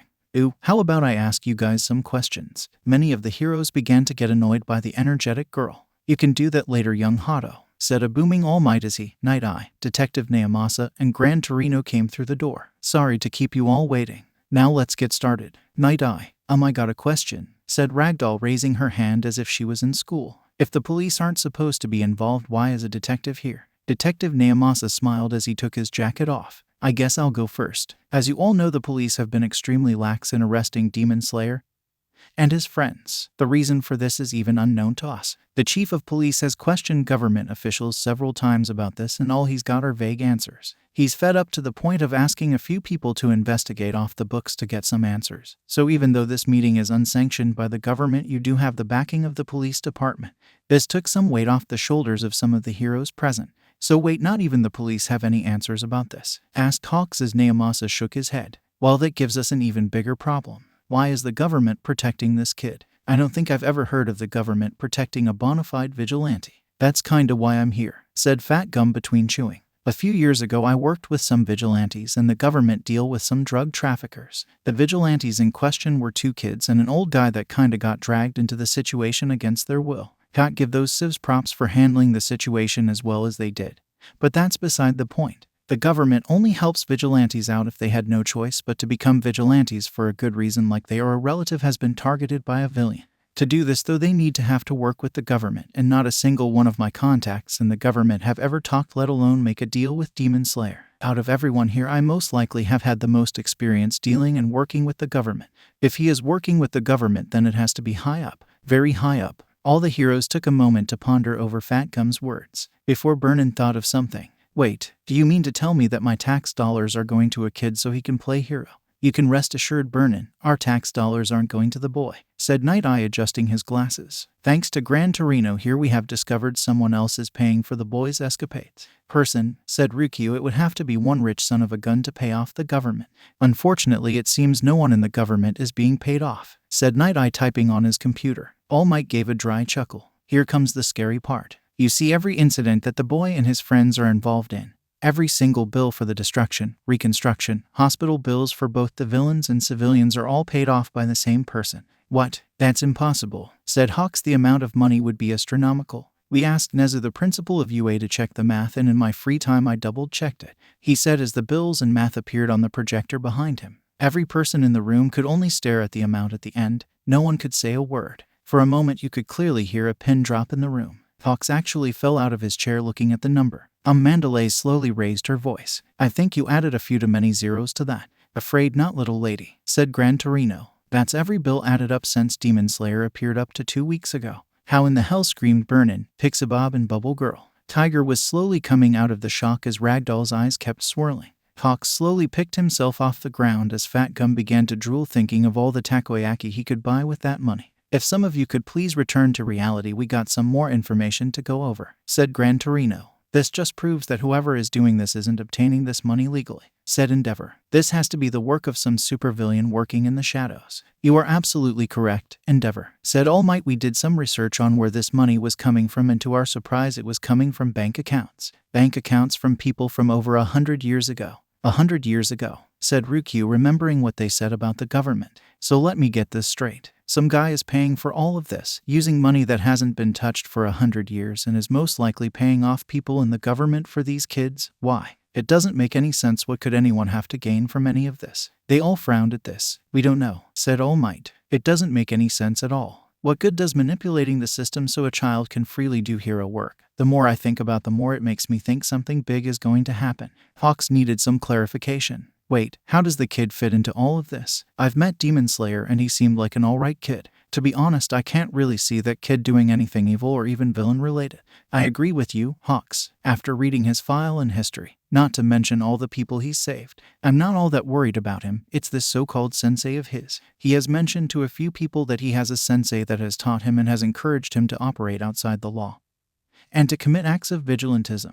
I would wager that the boy might be being played and that his sensei has ulterior motives. It doesn't matter, said Endeavor, cutting in. The boy and his friends are committing acts of vigilantism and are working outside the law. I've read the boy's file and I agree he might be manipulated, but we won't know until we grab them. We know about Midoriya, but what about the other three? What do we know? Unfortunately, we know next to nothing about some of them. The most information we have gotten is from the mall incident from a while ago, said the detective, taking the floor as a picture of a girl with the heart hoodie appeared on the screen. The hooded is the primary one we don't know about. None of the pictures we were able to obtain had a clear shot of her face, so we weren't able to ID her. The most we know about her is that she is wearing some sort of a heart hoodie, but the letters are too faded, and that she has blonde hair coming out of the sides of her hood. We can't even properly identify her quirk because in a few shots it looks like she is doing gymnastics and tossing people around with some increased strength, but at the same time several criminals were found floating in the air for some reason. We believe she might have something to do with that, as the screen showed 3 men floating in the air, before switching to a picture of Eri drinking a milkshake. This girl, as far as we know, is named Eri. I've checked the face recognition records and she doesn't exist. There is no one named Eri around her age with a horn on the side of her head. We have no idea where she came from. All we know is that she's been sighted piggyback riding on Midoriya, and that she clearly has strength enhancement quirk, and a pretty good one at that.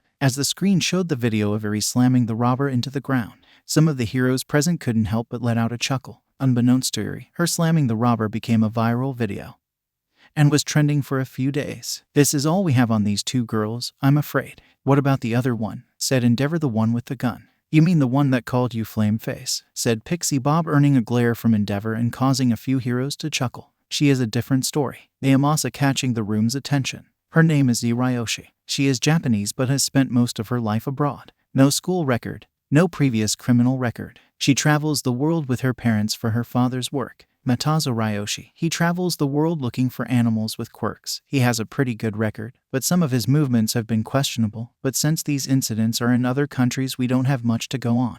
We can assume she's received training directly from her father, but we can't confirm cause we can't get in contact with him. From what we can tell, he's been in Australia for quite a while hunting some sort of monster gator. As for his daughter, we can confirm she has been in the Americas for the past few months. We confirmed with airport footage that she has been traveling alone for at least the past 5 months, going to various wild areas of North and South America for reasons we don't know, but the last sighting of her was at the Lax Airport in California, and that is her last sighting until the mall incident. There is no footage of her in any airport in Japan, so we have no idea how she got here. All other history and abilities are in the file we sent each of you, along with all the information we have on Izuku Midori and his abilities. After Naomasa ended his briefing, the others went silent for a moment.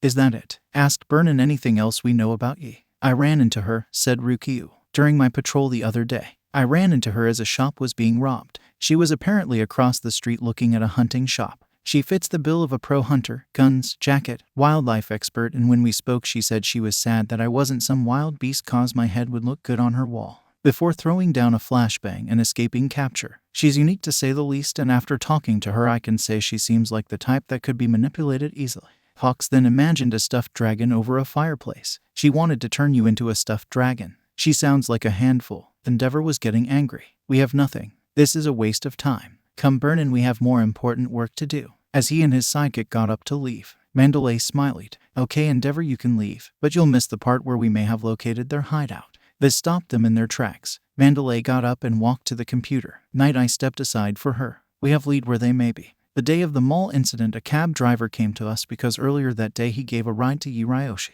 She was dropped off right here. As she pulled up a map and moved the cursor over a section of fields with some trees, the driver gave us the cab footage and in Yi's own words.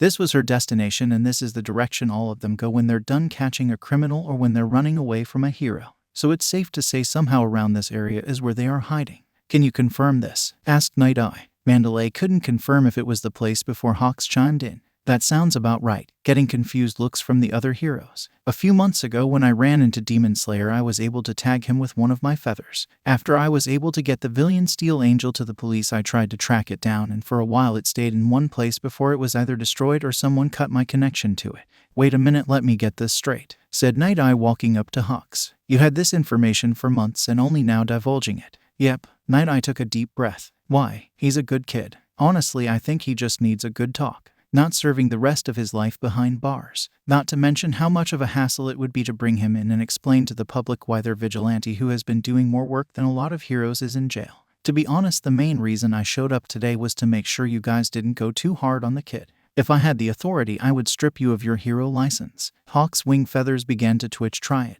Enough, said All Might. Hawks, while I understand where you're coming from, but withholding this information has only prolonged this confrontation and furthered spiral it out of control. Night Eye, calm down. I know where your anger is coming from, but now is not the time to act upon it.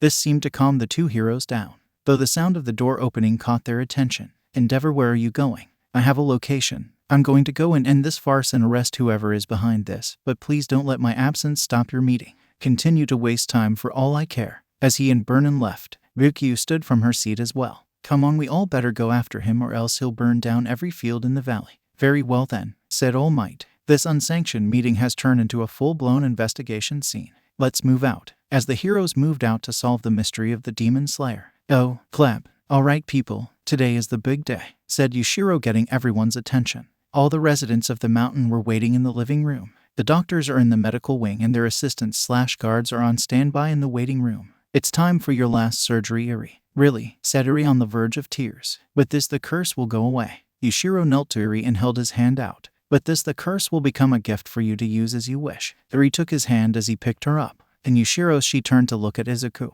Izuku, don't worry Eri, I'll be right there with you through it all, he said reassuringly. Don't worry, Short Stack, said Yi. We'll be right here waiting for you. She's right, you've done this before. You'll do just fine, said Melissa. Eri turned to Tomo, who had yet to speak. Tomo, you'll come right? No, said Tomo cheerfully, nearly breaking the girl's heart. Because I'll be here making your favorites for dinner tonight. Eri began to drool a little. Desserts. Tomo smiled. Yes, Eri, lots of desserts. Yeah, yelled Yi, also drooling a little. Yi, calm down, you're drooling, said Melissa, trying to calm her friend down. And you two are helping me cook. Both girls stunned at Tomo's words. Don't give me that look. Izuku can go down and support Eri and master for all of us, and I know for a fact you two aren't going to be busy in the meantime. Well, I've hunted and cooked wild game, so I may be able to help. said Yi, trying to act confident. But do you really want Melissa in the kitchen? Hey, I've gotten better, said Melissa as her face slowly turned red. Toast doesn't count. Melissa was about to make a retort, but Eri beat her to it. You burnt the toast, remember, leaving Melissa to hang her head in shame. I can make a flux drive in my sleep, yet I can't even cook a slice of bread. It's okay, Melissa, I can't cook that well either, said Izuku. Beside, no one here can invent like you can. This made her feel better as she blushed a little. Don't worry, Melissa, you and Yi can leave the more complicated stuff to me, said Tomo. Though we better start or else we won't have it done by the time they're all done with Eri's surgery. She's right. Are you ready, Eri? Asked Yushiro, and Eri nodded. All right, let's get going. As he took Eri to the medical wing with Izuku in tow. I guess we should get started, said Yi as they headed towards the kitchen. Yeah, but Tomo, do you really need our help? Asked Melissa. I've seen you wipe up big meals all on your own.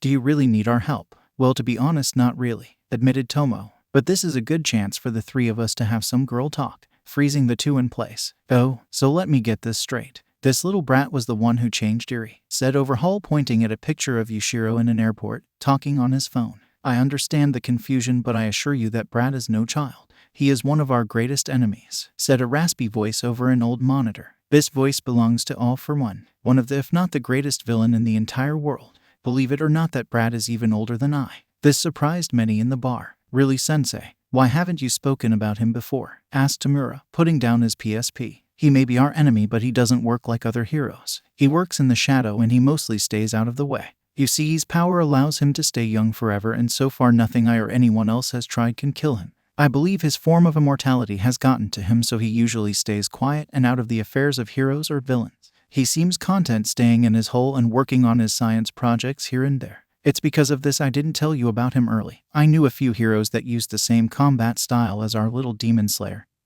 But I didn't think Yushiro was involved, not until that internet clip showed up. So he has some way of controlling and changing other people's quirks? Asked Overhaul, finding a new interest in this Yushiro. Yes, he was there in the beginning and knows more about quirks than I or any other. The only reason I haven't hunted him down and imprisoned him in some corner of the world is because of his knowledge and his resourcefulness. I've sent several assassins to try and capture him, and only a few were able to find him.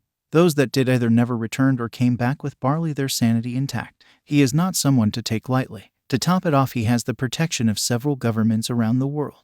Tamura and Overhaul couldn't believe what they were hearing. This guy was sounding more and more like trouble. Now he sounds like a final boss, said Tamura, grinning. It sounds fun, meeting the final boss so soon. It makes killing him all the sweeter. Overhaul ignored Tamura and stared at the picture for a bit. Is this why you asked me to bring some of Eri's blood? Holding up his briefcase. Do you think it will kill him? No, I have something else in mind. Kurogiri, bring it out. Of course, said Kurogiri as he opened a portal. When the portal was fully opened, a man in a full bodysuit with a journey was pushed through with a body on it.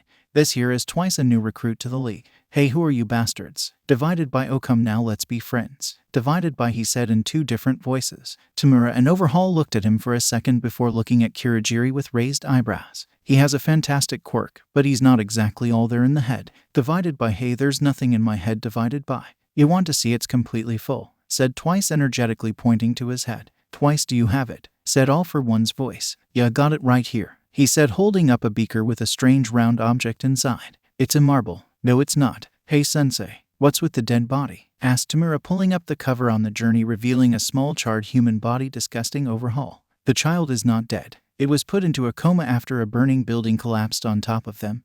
But that's not important. Right now we are going to try a little experiment. So I need you all to do exactly as I tell you. Overhaul, I would like you to bring a vial of Eri's blood out and give it to I would like you to replicate her blood. Overhaul begrudgingly gave Twice a vial of Eri's blood. Twice took a moment to look at the vial. Boss, I know my quirk is awesome and all, but I don't think my quirk can replicate this. I quote him, worthless. I know the limits of your quirk. Have no fear. Simply replicate the vial and put it in the beaker. Twice did as he was instructed. To the surprise of the bar, when the vial of blood disintegrated into slug, the blood came back when it made contact with the ball in the beaker. The ball began to glow a faint white color. Is it glowing? Asked All for One. Oh yes, said Overhaul, inspecting the beaker. What's the ball? A form of trigger, a drug that increases the power of quirks. No, it's an eyeball. Even though All for One couldn't see, he could tell everyone was staring at the TV screen. Now, without touching it, Overhaul, I would like you as quickly as you can break both the contents of the beaker down in the body of the child, and then merge them. Overhaul was a cautious man, and that side of him wanted to question this, but his curiosity wanted to see what would happen.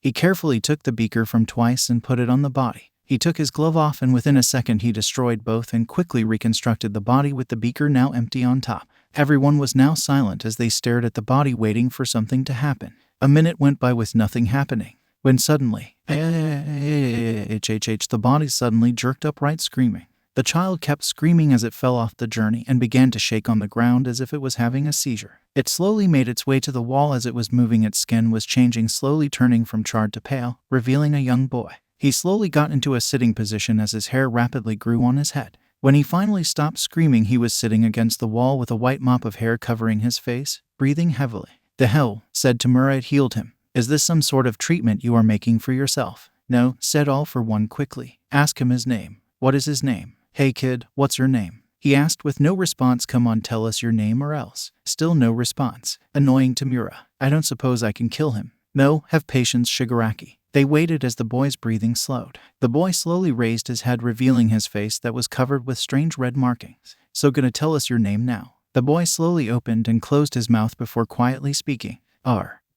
Rui," before falling unconscious on the ground. "Rui," said Tamura before looking at Overhaul. "Don't look at me, I don't know a Rui." They were about to ask All for One before he broke out into a hysterical villainous laugh. It was enough to scare some of the others in the bar. "Soon the ancient villains will rise. What will you do, sensei?" "Oh, okay, we've been here for over an hour minutes," said Burnin. "Nothing's here." She screamed right next to Naomasa and Endeavor. "I hate to give up too soon, but she's kinda right," said Lemillion to Night Eye. "We've checked all the nearby fields and the trees several times. Nothing's out here." Night Eye rubbed his chin as he tried to think. "All the heroes from the meeting have been searching the field where the cab driver's GPS showed where he dropped Yi off. All Might and his sidekicks were still looking around the area with the pussycats." While he was thinking, Hawks, Fat Gum, Gran Torino, Sun Eater and Ryukyu approached him. "Did any of you find anything?"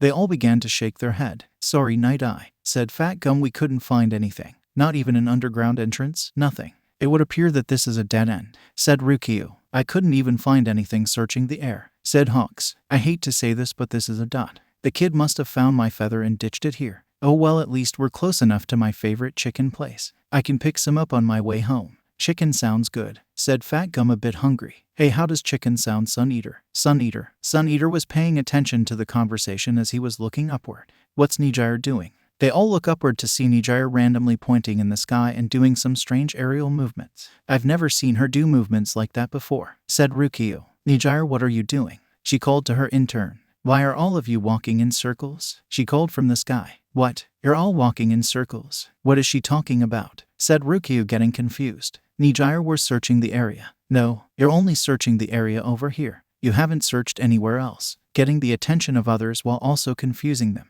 Hawks ascended into the sky to see what she was talking about. "You guys have only searched over here," she said before powering up her Nijire beam and firing a few short blasts in the sky. "Nijire, what are you doing? You can't just fire random blasts. What if you hit something by mistake?" said Ryukyu, trying to scold her intern.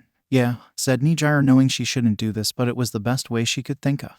"But you haven't looked this way," firing a beam in the opposite direction. As the beam flew, swearing, spiraling in the air in one direction before suddenly unraveling in midair and going in all sorts of different directions. "Something's here." Everyone saw the beam. Endeavor jumped and tried to rock it in the same direction. "Endeavor, wait," said All Might before rushing to stop him, catching him and bringing him to the ground. "Why are you stopping me, All Might? You're going to hit Burnin," he said as he moved out of the way, revealing Burnin. "What? How, you were behind me?" "I saw it, sir," said Burnin. "1 second you were in the air heading that way before somehow turning around." As the other heroes gathered around them. "I got this," said Hawk, scattering his feathers in the same direction the Nijire beam went. All the heroes saw as the feathers changed direction before Hawks made them stop in midair. "Before you all ask, yes, I made them all go straight. I wasn't making them change direction at all." "Wait, don't call them back yet," said Mandalay. "Look, that one over there, it's still straight," pointing to a feather that hadn't changed course. Hawks called his feathers back as they went towards the feather that hadn't moved. Hawks began to send some feathers out in the same direction, noticing all the shifts in the air and changes to his feathers. "It's a path. It's about the size of a truck, but if we turn here and here, I don't think our directions will change." "Pixabob, search dog," ordered Mandalay. "On it," as Pixabob pulled a few dog-shaped earth dolls from the ground. The search dogs moved along the path a few meters ahead of the group before suddenly disappearing. "What, they're still there, I can feel them, but..." She walked forward a bit and reached her arm out before her hand began to vanish, rippling the air. She quickly pulled it out, revealing her hand was still there. "Oh yeah, that's something, all right." Without hesitation, All Might walked forward and disappeared through the air. before his head reappeared. It's some sort of giant invisible cloak. Come on, before disappearing into the wall. Oh, slam. The noise startled Melissa and Yi. They both turned to see Tomo had stabbed her cutting knife into the cutting board. Insects, she said with disdain and an angry look on her face. Tomo, are you okay? Asked Melissa. Is this about our conversation from earlier or? Tomo quickly gathered herself. Excuse me, there is something I must deal with, she said with her usual calmness. Tomo, said Yi, stopping her. Did something happen? Every word dripping with seriousness. Tomo smiled. Oh, don't worry, there's just something I have to do. So please make sure the meat is cooked, and Melissa, if you could please continue to chop the vegetables, please. As she tried to move to the exit only for Yi to block it. Yi staring at Tomo in the eye. Tomo continued to smile. Don't worry, Yi, I'll be fine, but here. A pen and notepad appeared in her hand. If I'm not back in 15 minutes, call this number. As she handed Yi the notepad. I'll be back shortly. As she left. Yi, what's going on? Said Melissa, trying not to freak out. Put a timer on for 10 minutes and be ready to move. Oh, I don't believe it, said Pixabop, staring at the mountain before them. It's real. Woohoo, screamed Ragdoll with joy. It's real. The missing mountain is real. Ragdoll, calm down. Now is not the time to get excited, said the tree line. Missing mountain, said Night Eye. What is she talking about? Before Mandalay could explain, Ragdoll ran right back to the group. If you look at any map that's over 200 years ago, it said that there is an extra mountain in Japan, but most of those are so faded you can barely make out the words, let alone the pictures. And if you look at any electrical map, it will tell you another story. This map, according to my phone right now, doesn't exist, showing everyone her phone. But it's right here. The legends and rumors were true. The missing mountain is right here. Several heroes took their own phones and supporting equipment out to confirm that there was no mountain here. Gran Torino looked up from his phone. A mountain that's been gone for 200 years. That timetable sounds interesting. This caught both All Might and Night Eye. The three had the same idea what was here. Naomasa, getting the detective's attention. Go and call the police for backup. This looks like we're going to need it. Okay, but how will I find the place? Follow my feathers, said Hawks. I left a trail behind just in case. I can order my earth creature to follow the path as well, said Pixabop. In fact, they already carved a path when we entered. You'd be surprised at how many times you can get turned around on rescue missions. With that, Naomasa nodded and left the way they came to call the police chief and tell him that they found something. Something big. HMPH, I'm disappointed in you, All Might, said Endeavor. Do you really think all of us need backup? No, but you never know what is going to happen. You have to expect the unexpected. Be ready for anything. Like a girl, said Hawks, pointing to the tree line as a young woman came to the edge of the tree line looking down on them from the incline. A really cute girl. Making some of the heroes roll their eyes. None of you are supposed to be here. Leave now, she said, her voice layered with anger, or else I will have no choice but to beat each of you within an inch of your life. Next time, assault on Mount Sajiri.